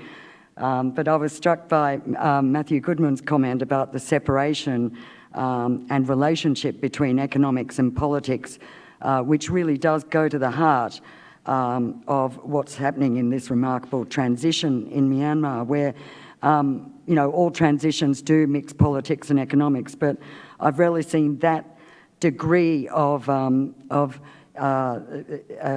mixing of politics and political and economic agendas, which has blurred so many lines to the point where many initiatives in economic reform, like redrawing the balance between state and national governments, raising funding, you know, reforming taxes and so that they can pay for and implement healthcare and education.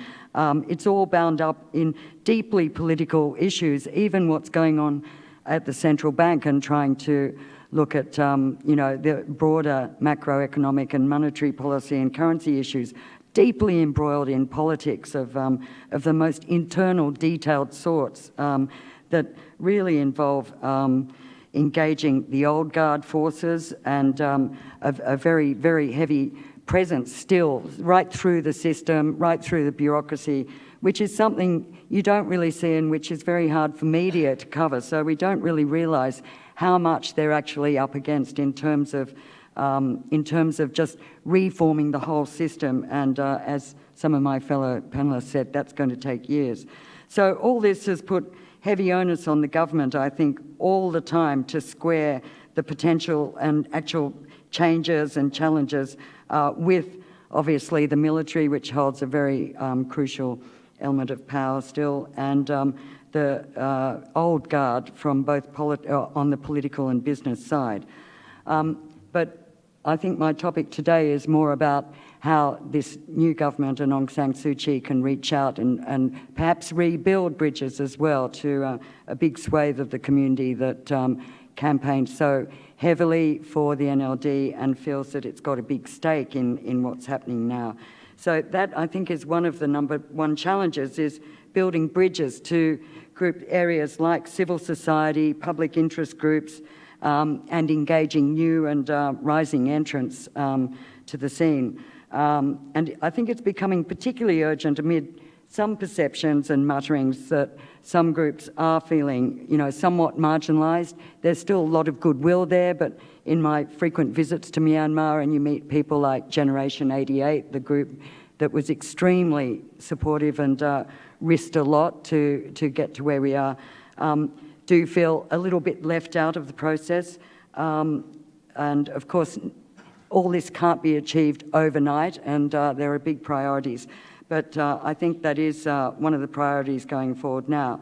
And I think, to put it all in context, it does follow an important development under the previous administration of Thein Sein, which actually, to its credit, did begin breaking up that old iron triumvirate of military, government and business in cosy relationships, cronies if you like, but everything very tightly controlled, no room for outsiders or public interest groups. And as a result of those reforms, which could only be half-baked because there was so much to do and change, I think these old power centres began fragmenting and opened the way, not just for the NLD, but also a completely new set of power centres, and many, many more than there ever were, including civil society, and also the media, and also, by the same token, dark forces that were also unleashed by new freedoms on being able to speak out. So that's when we saw the rise of Mabata, the extremist religious groups, the violence that Choi En-Lain mentions in Rakhine State, the challenges there. And then beyond it all, I think one of the key issues in talking about how does this government integrate, open up, and then begin drawing in, as it is now, but could accelerate perhaps a broader selection of interest groups, is that it, in effect, is, not by design, but it has become really a sort of hybrid democratic pseudo-autocracy. It's almost a one-party state in which, one party does control both executive and legislative branches. It basically does control Parliament, apart from these very crucial areas, obviously, of the Constitution and changing the Constitution, which it cannot do without the military, which sits there with its cosy 25% veto power, and also all areas concerning security. That actually, I think, as an aside, there's a great development in the last 2 weeks alone, which is that the Home Affairs, very powerful ministry, one of 3 ministries controlled by the military, has actually signalled and actually acknowledged that it will hand over quite a lot of its power to the civilian government, including the very powerful GAD, the General Administration Directorate, I think it is, anyway, which controls the entire grassroots and local governments and has offices throughout the country. So it's, I think it's a big advantage for Aung San Suu Kyi now to be able to have more control of things like that and the police. So while welcomed by the vast majority of people, and still very much so, even despite all the bitching and moaning these days when you go to Myanmar, it really is a different country on the ground, even in the countryside where you might read articles from journalists who go to a village and then write, nothing has changed. Well, I'm sorry, a lot has changed. I mean, even people who are dirt poor and sitting in little huts with no electricity will look much more hopeful and happy, and they have great faith in Aung San Suu Kyi. And possibly that is probably one of the greatest strengths but also liabilities, I think, for this government, which is that the expectations are so high that I think almost everybody who isn't actually part of the administration wants to have input. They feel they have a stake. Everybody feels that they either risk life or limb or their own personal security to get to this place. So I think, you know, she's certainly not stupid, and in fact she's proven herself far shrewder, I think, than a lot of people really thought, and all her moves have been fairly sure-footed. And there's been some mistakes, but on the whole, I think she's well aware of these expectations. The trouble is sort of managing them and keeping that kind of bitching and moaning at bay. And I've got plenty more to say, but I think I'll leave it there so that you can go on. Marvelous. Thanks, Gwen. I think there's probably a lot of people that have questions about this, the political, security, civil, military, all these issues. So I think I'm gonna immediately open it up to the floor and maybe take 2 or 3 questions at a time and then let our panelists answer. Like the drill was before, raise your hand, wait for a microphone if I recognize you, and then identify yourself and ask a question. Hi, my name is Nick Boros with TD International. Question provoked by what you said, Mr. Mitchell. There needs to be a national identity that's not ethnic-based. So it's kind of a fuzzy question, but what is that identity? What's the core? Would be very interested in hearing all your thoughts. Okay. So I'm going to ask a couple, Aaron. Thanks, Rory. Aaron Conley from the Lowy Institute. I was wanting to ask you all about China's involvement both in the peace process and then also in politics in Rakhine State. Obviously, with the Penlong Conference having just taken place, can you speak to, Ambassador Mitchell, whether China has begun to play a more constructive role in the peace process than in the past, particularly in the National Ceasefire Agreement last year? And then in Rakhine State, obviously China's a big investor in Rakhine State, and they've established an interesting relationship with the ANP. How has that played out in terms of the issues that you are concerned about, things like reconciliation? Okay, I'll take one more question over here, the blue shirt.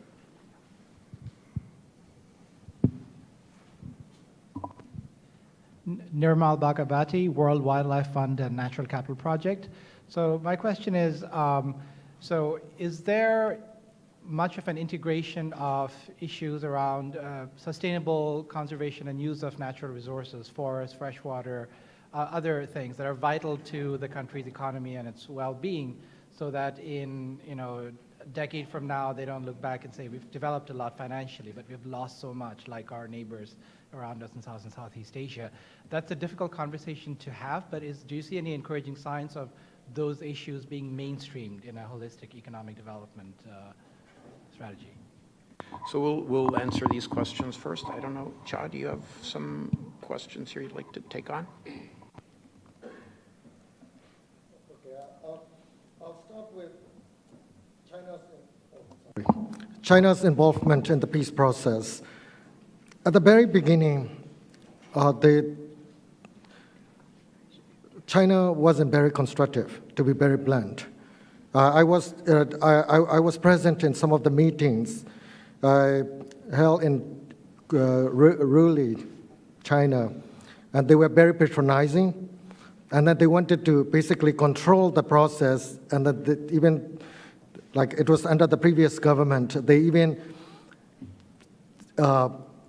sounded like they were ordering both ethnic and the government delegations. But both the government and ethnic delegations, Kachin delegations, they didn't give in. At one point, they were so upset that the leader of the Chinese delegation couldn't even stay there for dinner. But later, they appointed special envoy, and then the very first meeting with the previous special envoy didn't go well, again because of this patronizing behavior. But only in the first meeting, he was now very happy with the situation. But starting from the second meeting, they changed. And then at one point, we were told that they were having problems picking who they should be supporting among the ethnic groups, either Wa or Kachin. So at that point, they were not really, their role wasn't very clear, like, whether it was, we were getting mixed signals. But when they started seeing that both Wat and Kachin, they couldn't really, neither group could really lead the entire ethnic organizations, they started being more constructive, encouraging all ethnic groups to basically talk to the government. That's so more constructive starting from about 12 months ago. That's one thing. The second thing is this whole funding, the politics of funding the peace process in Myanmar. So a number of Western countries, not just European, Western countries came together and created a joint peace fund. The Chinese were not very enthusiastic about this particular fund. Japanese were not a part of it either. China sort of wanted Myanmar to rely more on China as a source of funding. But the current administration, what it has been doing is, instead of relying on any individual funding, most of the recent meetings were funded by the government, not by any foreign donors. Under the previous government, most of the meetings were funded by EU, and also to some extent by Nippon Foundation. That's where things are. For Rakhine, the Chinese investment there, local people were not very happy because the Chinese investment was controlled mainly by the union government, not by the state government. So people had very little say in the whole process. But partly because of this ongoing political dialogue, people have started talking more about resource sharing. But it's mainly, up to this point, the Chinese didn't pay attention to what local people were saying, that the pipeline company. So local people are now very, very, very happy about it. However, CITIC was different. Like, they came in and tried to talk to local people. But what is not really clear is local people were really not sure what China will really do. The Chinese embassy is saying that they have done a lot for local communities, but when you talk to local communities, they have not seen anything tangible. And then the local community leaders are worried that the Chinese business companies might come in and try to buy community leaders out by bribing them or by giving them presents. So things are neither here nor there, but local community organizations are monitoring the situation. I mean, it depends. One last thing is this whole thing about sustainable development. Up to now, more talking and very little actions. Hopefully it will change. Yeah, on a couple of these items. On the national identity, I would say, I would amend how you characterize what I said. I wouldn't say it should not be ethnic-based. It can be a federal system where their ethnicities do matter. This has to be worked out by the country, by Burma itself. But it should not be imposed by one particular ethnicity on the rest. This is the foundation of the peace process. This is the foundation of the civil conflict, is the sense that there is no respect, no equality of the ethnic nationalities by the Bamar. And that fight for the rights to preserve their culture, their language, their education, their identity will have to be played into this. It will have to be part of the conversation. So it's not to say there is no ethnicity point within the polity, but that it has to be integrated somehow. And the one thing I didn't mention on the day of the election, the other thing that didn't change, as you all know, is the Constitution. And the Constitution is fundamental. The structure of the country didn't change. This issue didn't change. And what needs to happen is the Constitution to change, to enshrine the notions of equality, of mutual respect, of tolerance for all equally, whatever religion. And it goes to, they're going to have to work this out themselves, but they're very much like the United States in the fact that they're a very multicultural, multi-religious society. How do you integrate all that into a single identity? And, the way we do it, the thing that unites us is an ideal, democracy, equality, mutual respect under law. So I think they're going to have to come up with something like that, but the peace process is basically nation building. So that conversation is just starting, and not just hopefully ethnic armed groups, those with guns, but those in civil society and youth and women, the whole country needs to have this conversation about what this national identity to ensure that there's peace with justice. On the China role, I will leave that to Chaw. One thing I do know is that the ethnics want the U.S. part of this process, and the Chinese are pretty clear they don't want us part of this process.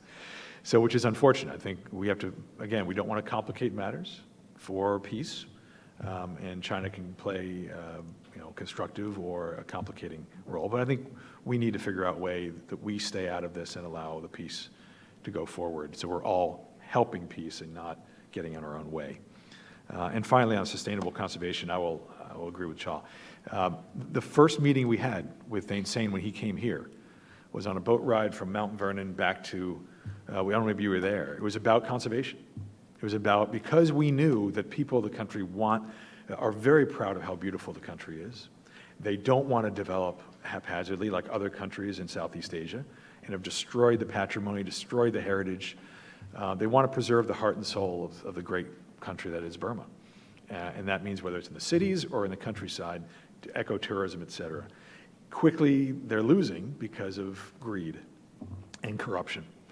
But this idea of ensuring that Burma does not go the way of others, and Rangoon becomes, a model 21st century city, a smart city, and that the rest of the country preserve what everyone wants to see, beauty of the place. I think it's very important, but it's going to be very difficult given the other pressures. Yeah, I'll just say a couple of quick things. You'll be glad to know. I'll keep it quick. But on the conservation issue, I think there is one point to be made, which I don't know, maybe you all know, but there was Aung San Suu Kyi did make a very definite point in setting up this committee, which is one of many committees that have been set up. But it is the Hydropower Scrutiny Commission, but it's been given a year to report back, which is a long time, but they're locked into a series of reports, the first one of which is due in about a month, to review all the major hydropower projects. In particular, I mean, obviously it's a device that helps her grapple with the very difficult, awkward question of Myitsone Dam, the biggest of the Chinese projects, but there are many others underway already which haven't had that much publicity, and a lot of those are actually underway in areas, not just Kachin State, but around the borders and going towards China. And I think that committee should be crucial in at least coming up with some decisions. Also, it should be said that one of the few, the new government has not been quick to jump on and look as though it's continuing any of the policies of the previous administration or initiatives, but I think EITI, the Extractive Resources Transparency Initiative, which was put in place by the previous government, has been carried through to this one. And hopefully, there have been positive things said, and that at least shows that there's will and sort of it's on record that the government does intend to make progress on all that. So I think there is a lot of hope there, and also in the tourism industry, when I go around the country to areas that are either targeted for or are existing, resort areas, you can already see laws have gone in place that everything from limiting high-rise buildings to other kind of less sexy laws about waste management or water. So, there's stuff happening on every level. It's, state as well as national. So I think it is possible to point to progress on that front. And I'll just say something about the peace talks, which I covered recently and have been watching for some time. It does seem what my colleagues just said about, particularly about the politics between the funders and external powers involved. I mean, it's quite ironic that it's almost like another peace process that's needed for the actual external powers, because actually it gets worse than China not wanting the US. China really doesn't want Japan. Everybody is fighting and bitching in the background about the money, where they put their money. China doesn't want, I mean, no one wants to put the money in the Joint Peace Fund because it won't be controlled directly by them, etc., etc. And yet this peace process cannot go ahead without, it's a very costly process. It needs external help and expertise as well as money. So, you know, the foreigners are critical, but how they get their act together is probably as important as, well, not quite, because they don't have guns. Although it might come to that. So I think there's that, and also the bottom line is when you look at the dynamics on the ground between these various groups and you wonder what's going on in Naypyidaw and why some walked out, some didn't turn up, etc. It's not just because of resentment at the government or the military's insistence to disarm, but I think, you know, there's really fundamental issues to before they can all come up with a united stand. And, you know, as evidenced by the fact that there's more than 20 major ethnic armed groups, and they're all fighting for slightly different things, you know, to insist that they all agree on one particular approach is, you know, it's a tall order, and it was amazing to even get, you know, 16 or 17 of them there, but you kind of wonder how it's ever going to get there. I hate to be negative, and maybe there will be a breakthrough, but there's a lot of negotiation that has to be done on all fronts. So we'll take another round of questions. Andre? Thank you. I'm Andre Silvajo, and I'm the partner and chief and director for Vietnam, Southeast Asia, and Washington, D.C. for the Interstate Traveler Company. Great discussion. My question is this. I'm thinking of some things like the first speaker said about the new government and ethnic nationalism, and the former ambassador talked about the problems of identity. So my question is this.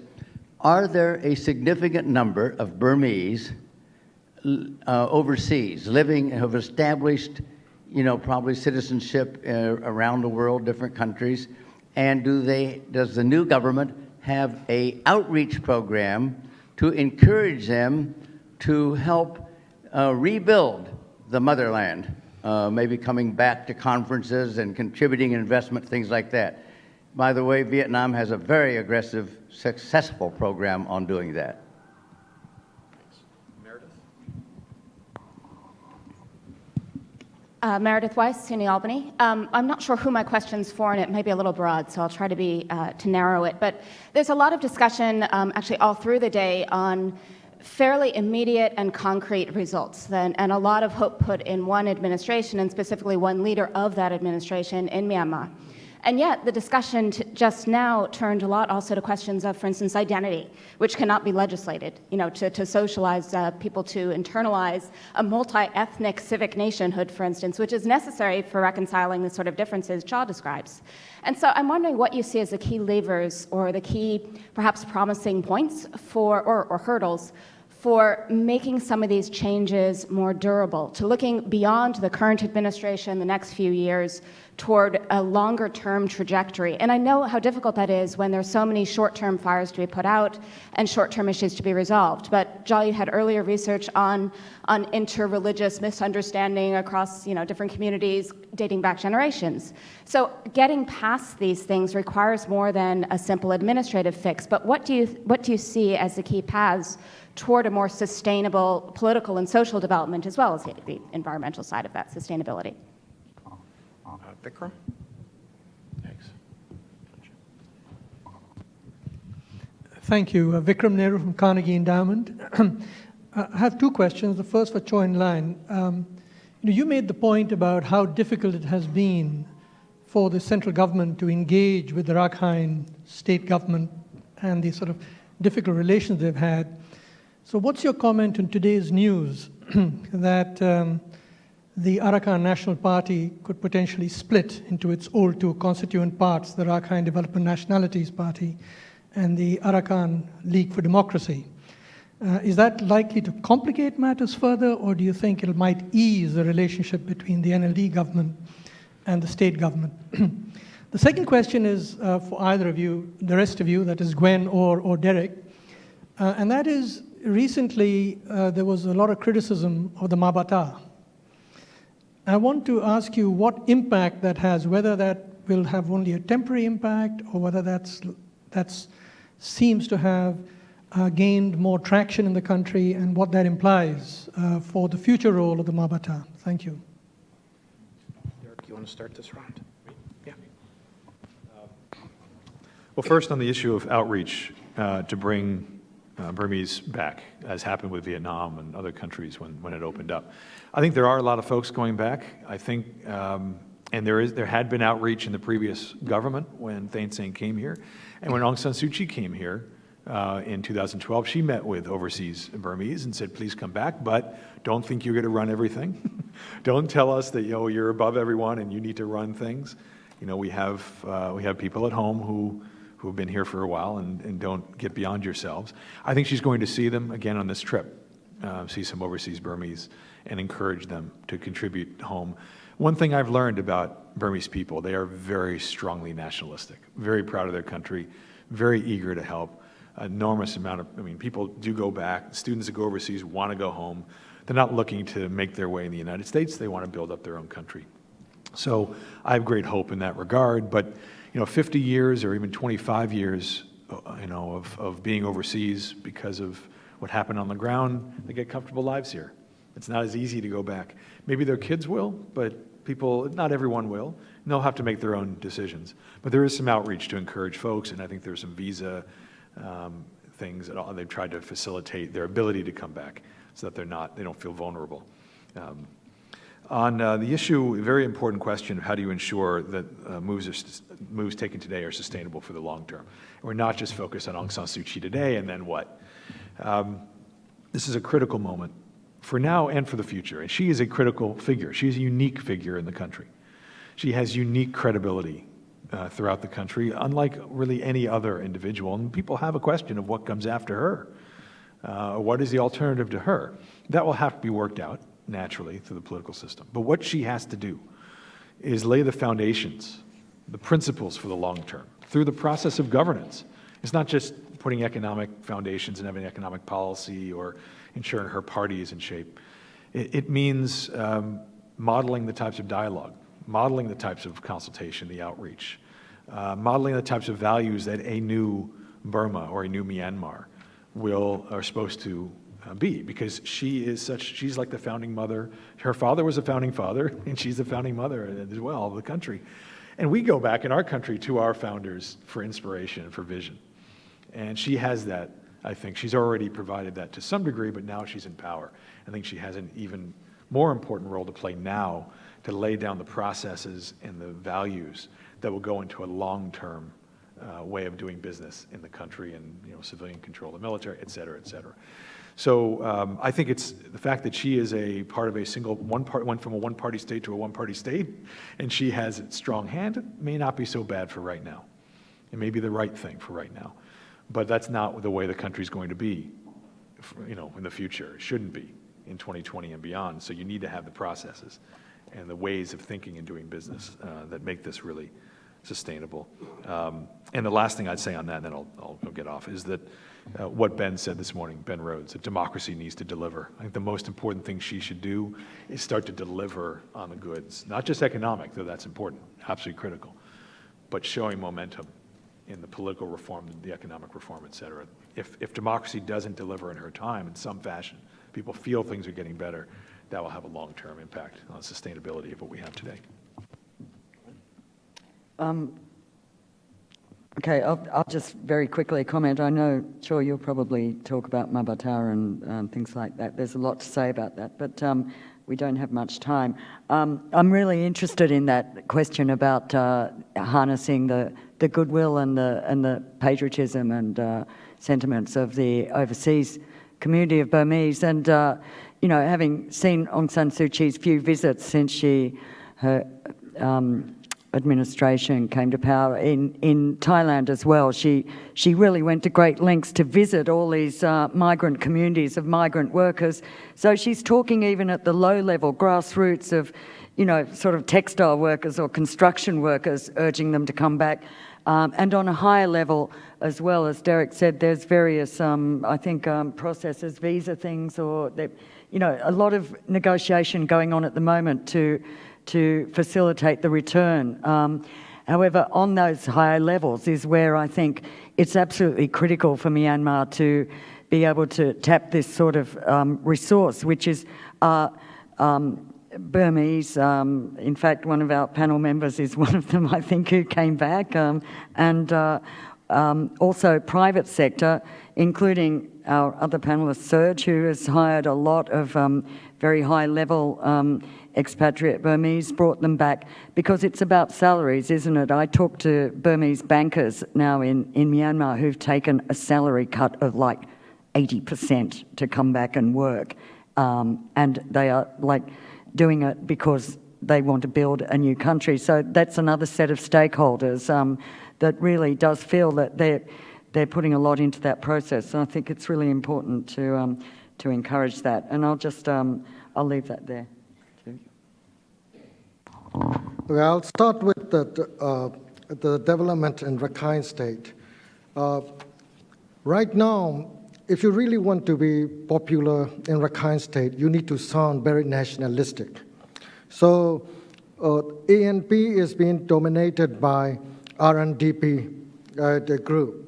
The group that is planning to form a new party, the former ALD members, they're more moderate.